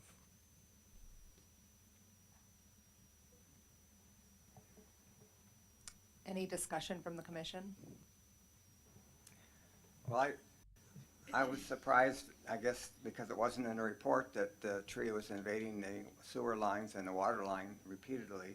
I'm also concerned that it's the risk assessment of what, if it is indeed pruned, how stable it will be. That's, John, I don't know if you have a way of evaluating the risk exposure when a tree like that, you have to look and see it, I know, to make that determination, but it seems a little iffy to me.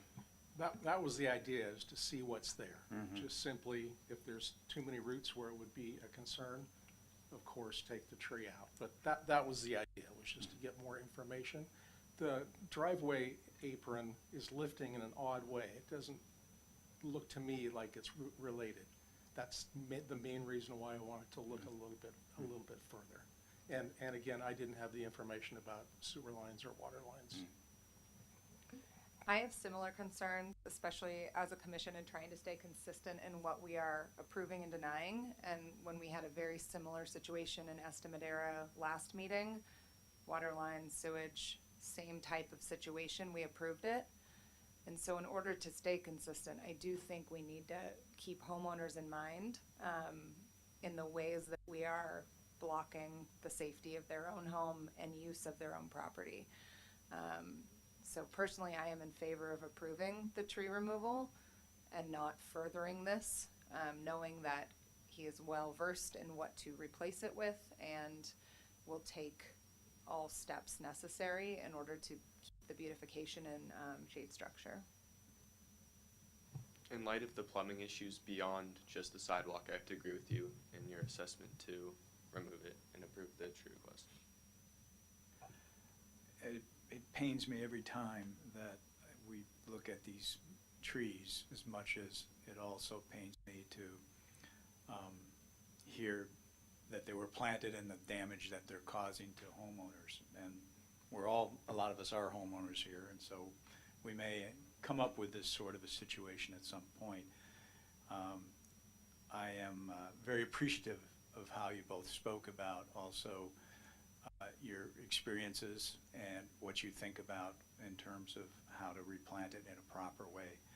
I would miss the shade immensely, but it sounds like you have a lot of shade there. So I am painfully in support of accepting the removal of the tree too. The question I have is, how does your arborist know that root pruning will destabilize the tree when it's under the concrete and it's not visible? And until the concrete's removed, I don't see how they can make an accurate assessment of destabilizing the tree. I would think to actually look at the root structure that's lifting the driveway, the concrete would have to be removed. And then, if the arborist says, yes, it needs to be removed, or they remove it, chop it off, I'm assuming. And this is a long lateral root. It's not a tap root going straight down. It's a lateral root that gives support to a large tree with large limbs that unfortunately have snapped off and landed in my yard over the years. So if it's a large lateral root that provides stability, and if you cut it off, it's going to destabilize the tree, in my opinion.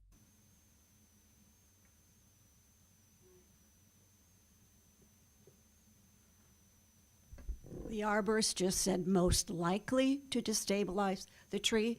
Again, there's no way of knowing until you go ahead. But we have continued hazards in addition to just whether it's going to uproot the sidewalk again. And like I said, like my husband said, you take off the tree off on the driveway side, you cut off all the limbs hanging off that side, you get a strong wind and it's going to go to the left, which is the bike path side. So it's really not a safe situation.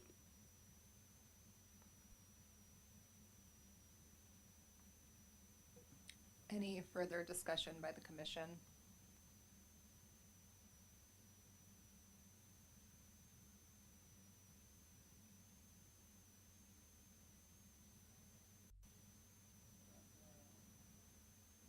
Or just call for one? Okay, call for a motion.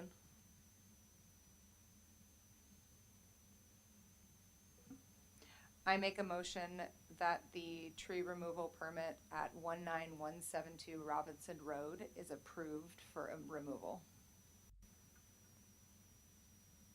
I second that. I'm sorry. Sorry. I second that.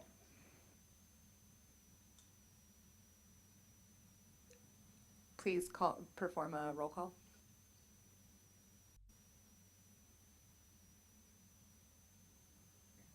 All right, sorry about that. Chair Isetta? Aye. Youth Member Mellinger? Yes. Commissioner Mizuraka? I don't know. Yes. Vice Chair Rouch? Aye. Commissioner Tolbert? No. Commissioner Donnelly? Yes. Thank you. The motion carries 4-1 with Commissioner Tolbert dissenting. Thank you.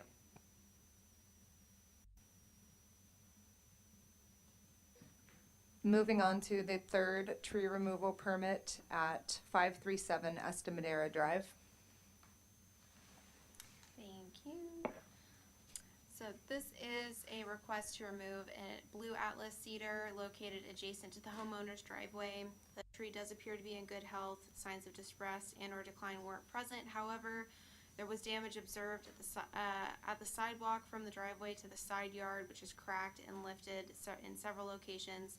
The driveway is also cracked in several locations, and there is cracking observed in the garage.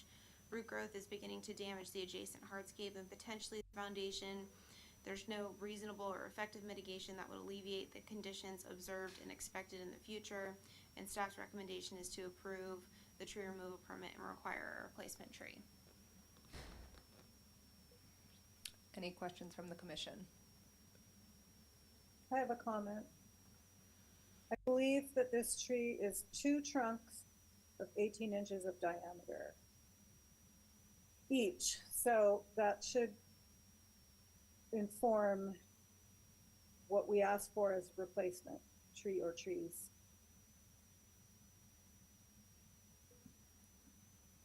Thank you. Any public comment?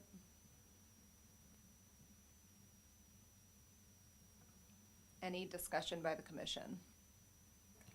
Just a question, the last line of that report is that the staff's recommendation, was the arborist included in that report? Yes, actually, John wrote Okay. the arborist report for this one.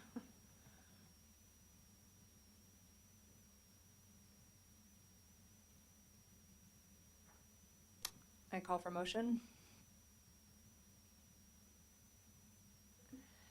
I make a motion that the recommendations put forth in the summary and the arborist's recommendations are accepted to approve the tree removal at 537 Este Madera Drive. I'll second it. That would include a replacement tree, correct? Yes, that would require a replacement tree, and Kathy, I believe that you will, or Ashley, supply that when the tree removal permit is granted, is that correct? Yes, we'll be sending out our new master tree list. Okay. For them to use, so. Great. Well, use as suggestions, yes, thank you, Kathy. And to put on record, just to confirm for Jess and everyone, the replacement tree amount or monetary amount is based on both trunks' diameter that they would be required to replace it with, correct? One, if we could just get clarification from John Meserve. John, is this considered 1 tree or 2 trees? I look at this as 1 tree, double trunk, single tree. That's consistent with his report that requests a single tree replacement. Great, thank you. I have a comment then. Go ahead, Jess. Just a reminder that the ordinance asks us, as the pros commission, to decide what the replacement's going to be. Unfortunately, they aren't specific, but we're supposed to decide that. And I'm about to give my report out on the tree ordinance amounts and changes, but that will come a little later in the agenda. That's all. So we need to recommend the number of trees as well, or just the size? And so, It would technically be the number. The ordinance is not overly specific with regard to replacement trees for private homeowners. But I believe we did clarify this at the December meeting. Mr. Meserve provided some historical background that historically, the pros committee has approved tree removal permits and replacement trees on a 1-to-1 ratio. And John, feel free to comment on that if you'd like. That's been historical and traditional 1-to-1 with a 24-inch box. 24-inch box is the recommendation. Okay. So I call for a motion. Or we already did that roll call now? Yeah. Yeah, we Sorry. were just waiting on roll call. I wanted to make sure you didn't change Yeah, sorry. the motion. So we're okay to proceed. I'm still okay to proceed if the commission is as well. Great. So Oh. ask for a roll call vote, please. Okay. Chair Izetta? Aye. Youth Member Mellinger? Yes. Commissioner Mizraca? No. Vice Chair Roush, Aye. Commissioner Tolbert, Yes? Commissioner Donnelly. Yes. Thank you. The motion passes 4-1-2. Thank you.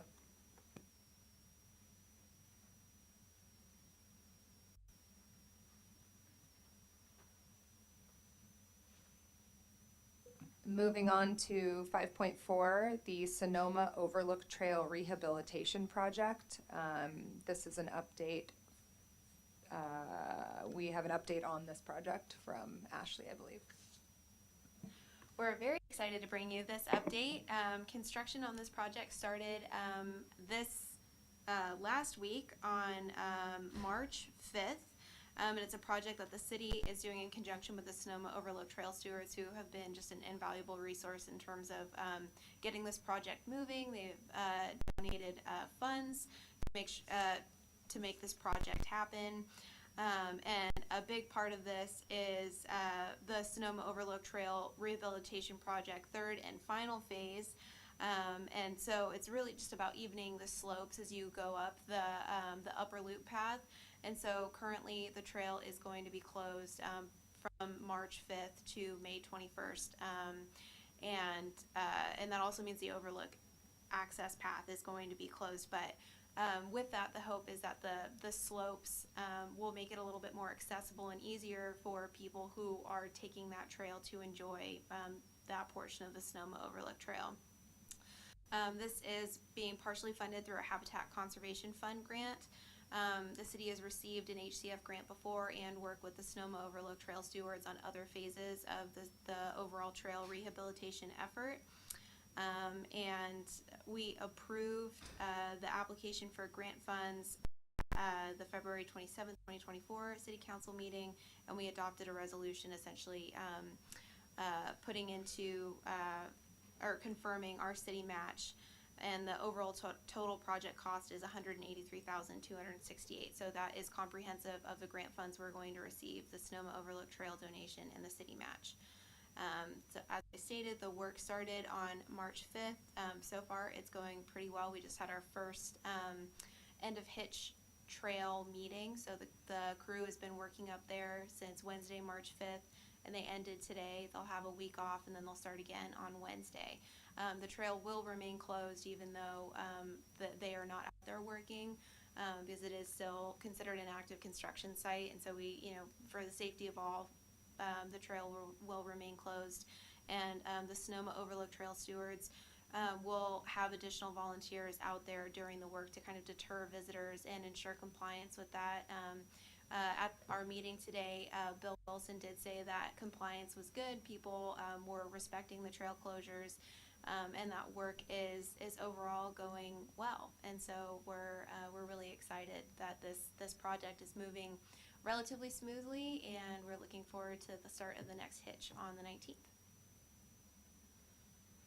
Thank you. Any call for any questions from the commission? To be clear, it's not the entire trail that's closed, it's the upper loop. You can still hike up to the Toyon Trail cutoff and go back down to the cemetery. Was that noted on the signage then down below too? I just want to make sure. It is noted, and there's a map that shows the section that is closed. So it's all good, and there's a sign also right there at the junction that says that this section is closed. It becomes pretty obvious once you start going up there because it's all like a boulder field on the trail. So one thing to note, though, I did receive direct feedback, is that it's not noted if you go through the cemetery. So if you go up the cemetery trail and get to the top of where you start entering Overlook and don't go through where the map area is, there is no notification. So people could get halfway up and can't go to the upper loop and have to go back down Tanyan Trail, but they would not know if they were coming from the parking lot to the cemetery. That's actually not accurate. If once you get, they don't have to turn around. They can always go. First of all, we put signs at every trailhead. So it's not the trailhead though. It's from the cemetery to the parking lot. When you walk through the cemetery portion, there is no notice on that fence. Well, it's not on the fence, but everywhere from the cemetery that you access the trail, the actual trailhead, So are you suggesting that we put a sign on the cemetery gate so that when people, I mean, they can still go up the trail from the cemetery trailhead, which is called Toyon Trailhead, and they can do a loop. They can, do the Toyon Trail and then join the main trail heading back towards the parking lot and do basically 2/3 of what you could do when the whole thing is open. Yeah, I've done it. I just did the new loop. I'm very well aware. This is feedback I received from 2 different people that they walked up, got to the head of the trail, and started walking and didn't realize that it was the upper loop closed. Poor reading, okay, but I do think more signage, the better. Why not just add one more to the cement or the fence? If people are not going the left way, if they go the right way through the cemetery, just add one more sign. Yeah, and we can take a look at that and make sure that each one of the entrances has a posting. Okay. Any further discussion from the commission? I know it's silly, but you need to call for public comment. Oh, public comment?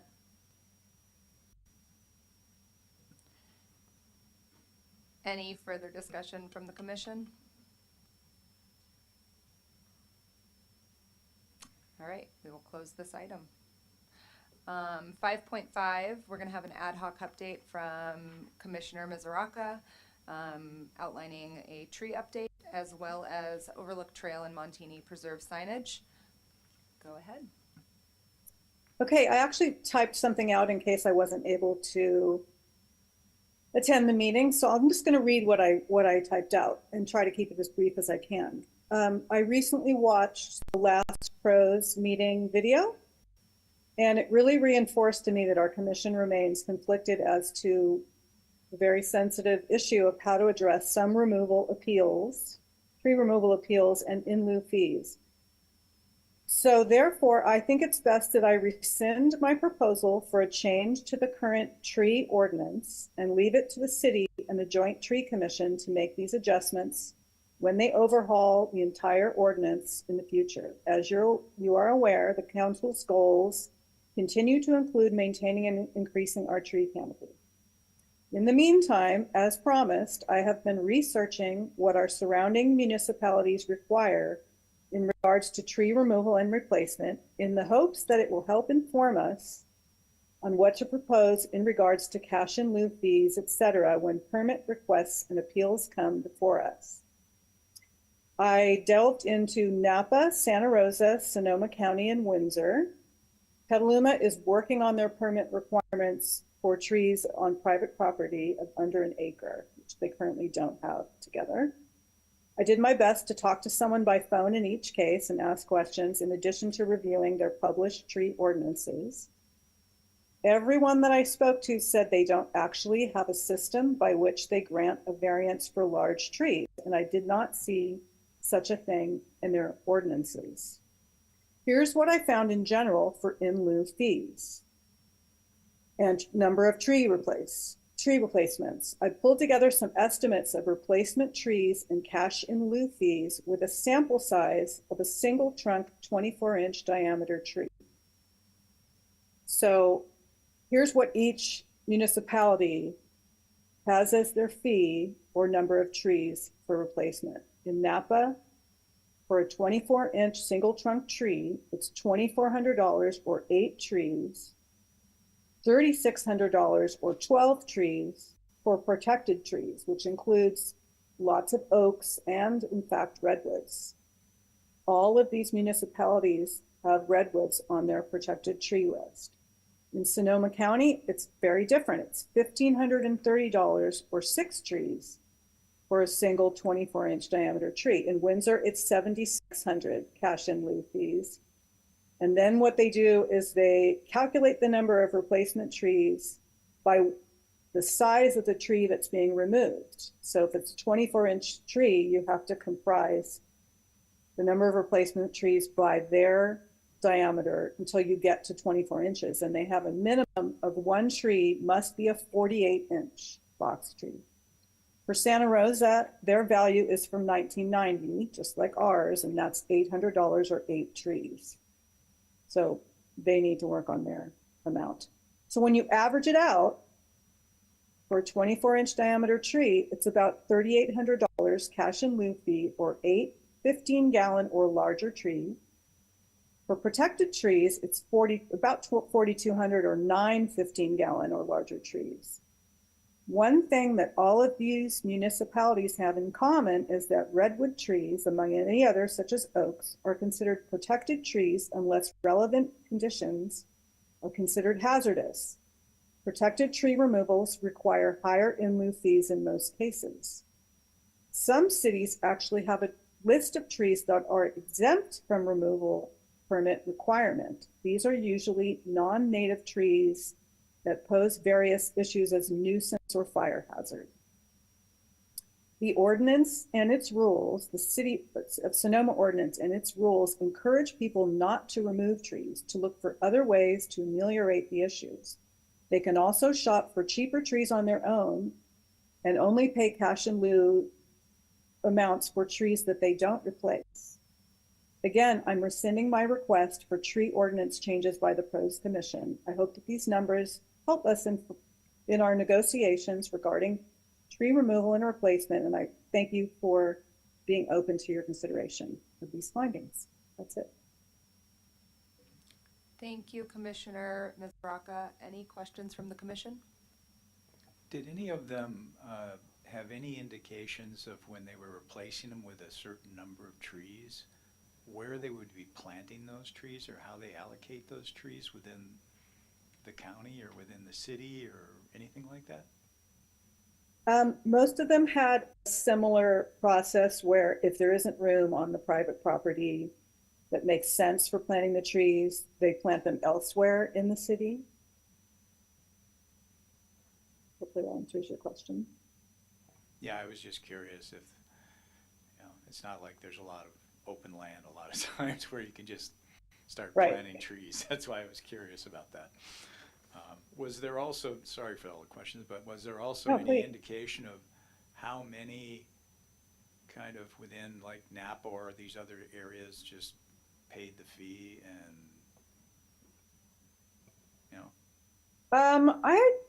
I don't know. I mean, as I mentioned, the people that I talked to, it was very hard to get someone. I had to try to get either an email exchange with someone on the tree committee for that municipality or someone on the phone.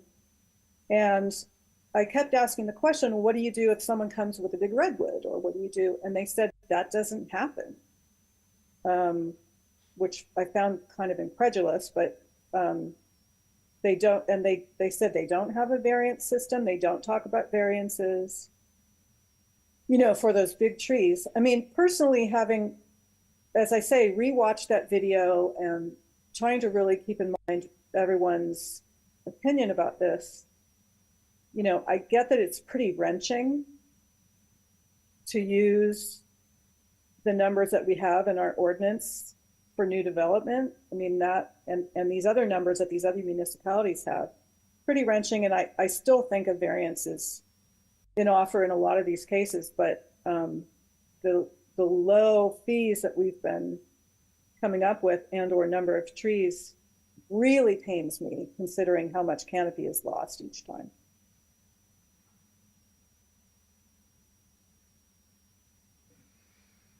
Any public comment? Any further discussion by the commission? I would like to thank her for the work she did on that as well. That was a lot. So I really appreciate that. Thank you very much for saying so. Yeah, my observation is that we've had a couple of instances where we've lost just tremendously great trees, and the homeowners incurred big expense just to remove the trees. And I think we've got to find a way, and I don't have a suggestion, but the trees benefit everybody, even though they're on the homeowner's property. They incur the expense of removing them. I'm just wondering if there's a way that the public can assist with the replacement of one in these situations.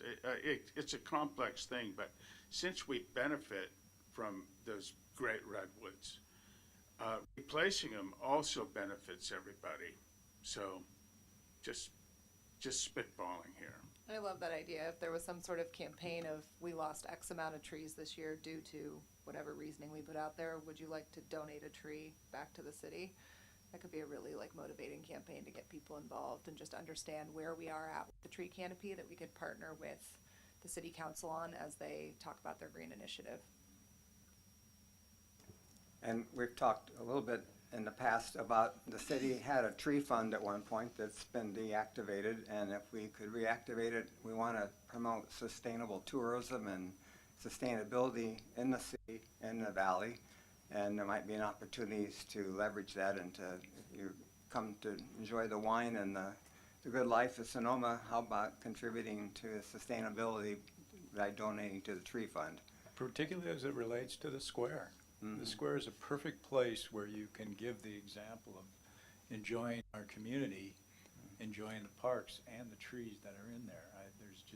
You can just tell it seems like, excuse the expression, but a holy place sometimes when people go there.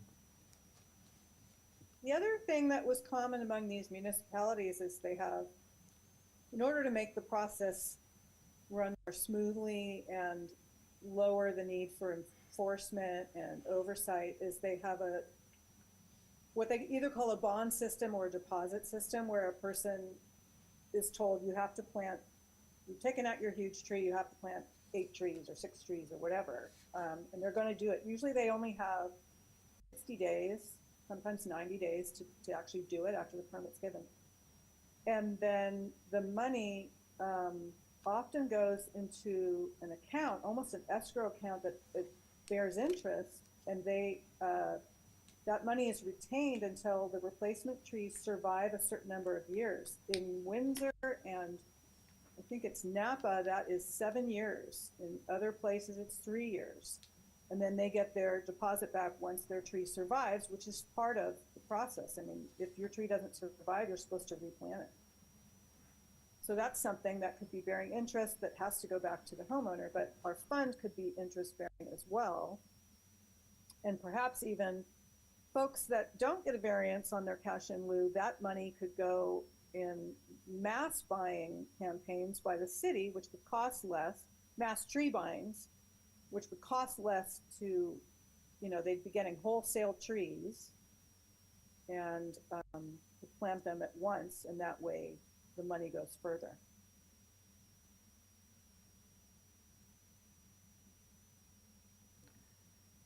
Any further commentary by the commission? I move to close this item. Thank you, Commissioner Misuraka. There's just one more thing on the item about the signage. My apologies. Yes. Item number 2, Commissioner Misuraka is going to be giving us an update on Overlook Trail and Montini Preserve signage. The news is good. Richard Dale, the director of Sonoma Ecology Center, took it upon himself to order and pay for some new and better than ever temporary signs for the kiosks, the sign kiosks that had disintegrated. They've already been installed. They look great. They're made of aluminum this time. So everywhere that you couldn't read the sign, there's a new temporary sign. And he has ordered the "You Are Here" stickers that need to go on each location. So that is forthcoming.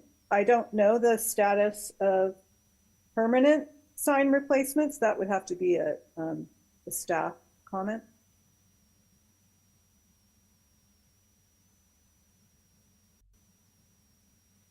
Are you expecting staff to comment on that?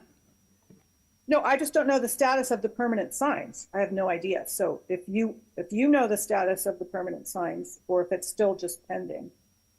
Yeah, we're talking with SEC about a future project on that, but like I stated before, the first project was to get the temporary signs up. And that's been done, and we'll move on to the permanent signs and work on that next. Great. Any questions from the commission? Any public comment? Any further discussion by the commission? Thank you, Commissioner Mizuraka. We will close this item.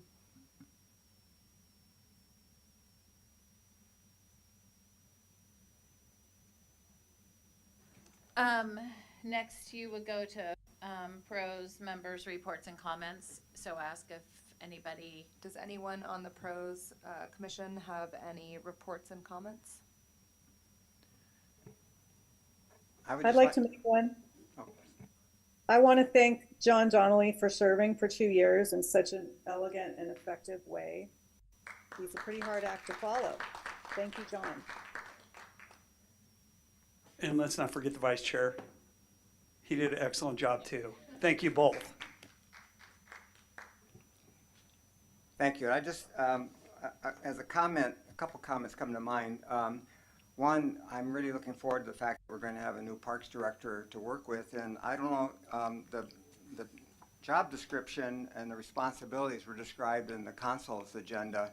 I don't know if you all saw that. It'd be nice if we could circulate that to the commissioners. Did you get that? I mean, because among the responsibilities is the development of a comprehensive park master plan. And, you know, that was something that the Community Task Force and the Patrol Group recommended as the next step, was to develop a parks master plan. And I think, given the goals that the council passed for the Pros Commission and the Climate Action Commission, we should maybe for our this is June meeting, we should think of some goal setting for ourselves as a commission in light of what the council goals are. And certainly the parks master plan is one.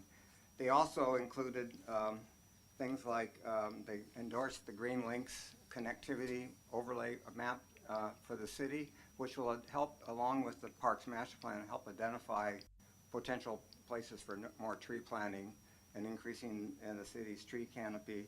It also says that the new Parks Director that will promote the leadership of the Pros Commission's city tree committee, that including oversight of the city's urban forest management plan. So with that, as we have some big plans to be working on with the staff and so forth, and we'll be identifying a lot more ways in which we can tweak the city tree ordinances to get more replacement of trees that we're losing rapidly, both for climate change and trees that are poorly planted in the first place. So I'm looking forward to that. And then finally, I want to welcome Dana to the chair. I'm going to sleep well tonight. Thank you. Thank you. I had one comment that is probably forward thinking, but many people in town are being notified by their insurance companies that they either need to trim back trees or remove them if they do not fall in line with the way in which their home is insured. And that is a variance that I think we need to discuss of how we will be handling, because if they do not comply, they have a window in which they will be dropped by their insurance if they do not do so. And I don't think we hold bearing on people losing their insurance, especially given the climate of everything going on right now. So that is a topic that I do think is pretty pertinent of how we are going to address as a committee. Yeah, and just so that you... Go ahead, Jess. I can comment on that because I saw that mentioned in some of these surrounding ordinances, that if someone can bring evidence that their insurance company has required them to remove a tree, that absolutely a variance can be granted, and or they can be exempt from replacement. They just have to bring the evidence. Do we need to document anything on our side to ensure that that is something we'll abide by as well? I don't think that that is something in our own tree ordinance, but in fact, there's a lot that's missing from our tree ordinance, but we could make a recommendation to the city that that be included in the new ordinance, the new compilation of tree ordinance. Yeah, I definitely think that's something necessary, especially coming into the warmer seasons.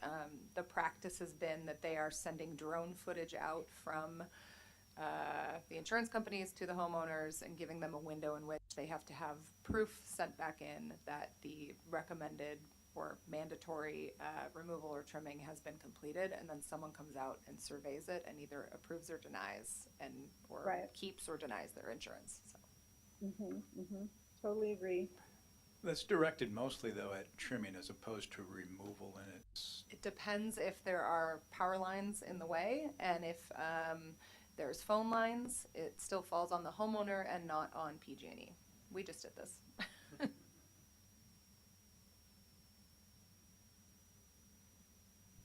Yeah, so just as an aside, something that Public Works is working on is we are fielding requests from homeowners to have those trim jobs done, and in some cases, possibly removals. And we're working with homeowners that have these insurance companies call them and talk about it. A lot of times it's the footprint of the tree, the canopy on the actual structure, like a garage or the house. And sometimes it's a little bit more than that. They want them removed to the property line. So we are currently working with homeowners on those type of requests. Great. Any staff comments or announcements?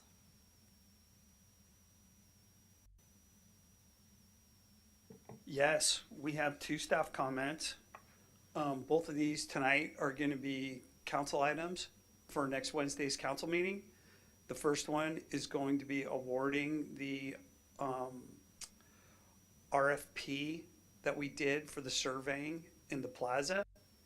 And that company has been chosen, and that will be awarded at council as part of an AIS. So keep your eyes open for that. Moving forward on that, more to come. That was divided into 3 separate tasks. Task 1 is not optional, and that's a survey of the plaza itself. And that's going to do topographical and identify all the different features and characteristics in the plaza. Tasks 2 and 3 were optional, and those were the offside street of the plaza, the 4 other sides of the street, up to the building frontages, curb gutter, sidewalk, and all the different appurtenances, right away, property lines, ownership, and do a record of survey associated with that area, and include the street around the plaza. And then also task 3, which is also an optional task, is going down Broadway, roughly a block on both sides. And so basically that is going to be brought before council on Wednesday night. So keep your eyes peeled on that. The other item that we have that's also going to be on council's agenda, we're going to give council an update on the redwood order for the benches, for all the benches and picnic tables and those benches in the plaza. We're going to be receiving an order this week or next week for 100% of the lumber for that, and that's been donated by the Raceway, formerly known as Sears Point. And Public Works crews will paint that wood. We brought that item before council, before the commission a couple meetings ago. We'll paint that wood and take it out to the field all painted and do selective replacement of all those benches so that the whole thing isn't out of commission at once. And we have a bunch of brackets out there without wood on it. So look for that to start within the next probably month, and probably will be, I would think, possibly halfway through by then. And then a lot of things dependent on that. And then we will also have a council item on that too. So keep your eyes open. And that's it for staff's comments. Is the survey of the plaza, does that tie in with the redoing the irrigation? As part of that survey, what we're going to do is we're going to have all the different valves located. And then for each valve, we'll have the associated sprinklers. So that's all. This is all going to go onto one map. It'll have multiple layers, but it'll all be on one map. One of those will be irrigation, the irrigation map, which will map. Our goal is to have each individual valve and all the different sprinklers that valve serves mapped out. And yes, Commissioner Tolbert, that could feed right into the next phase of one of the first construction operations. And this is TBD still, but one of the first construction operations, which is to take a look at the overall irrigation and have a landscape architect take a look at that and give us an assessment of the current system and a plan for a future system.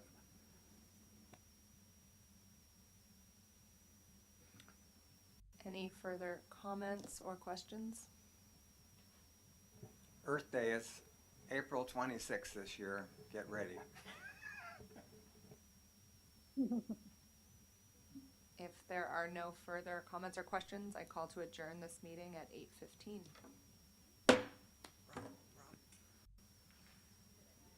Right on. Good job.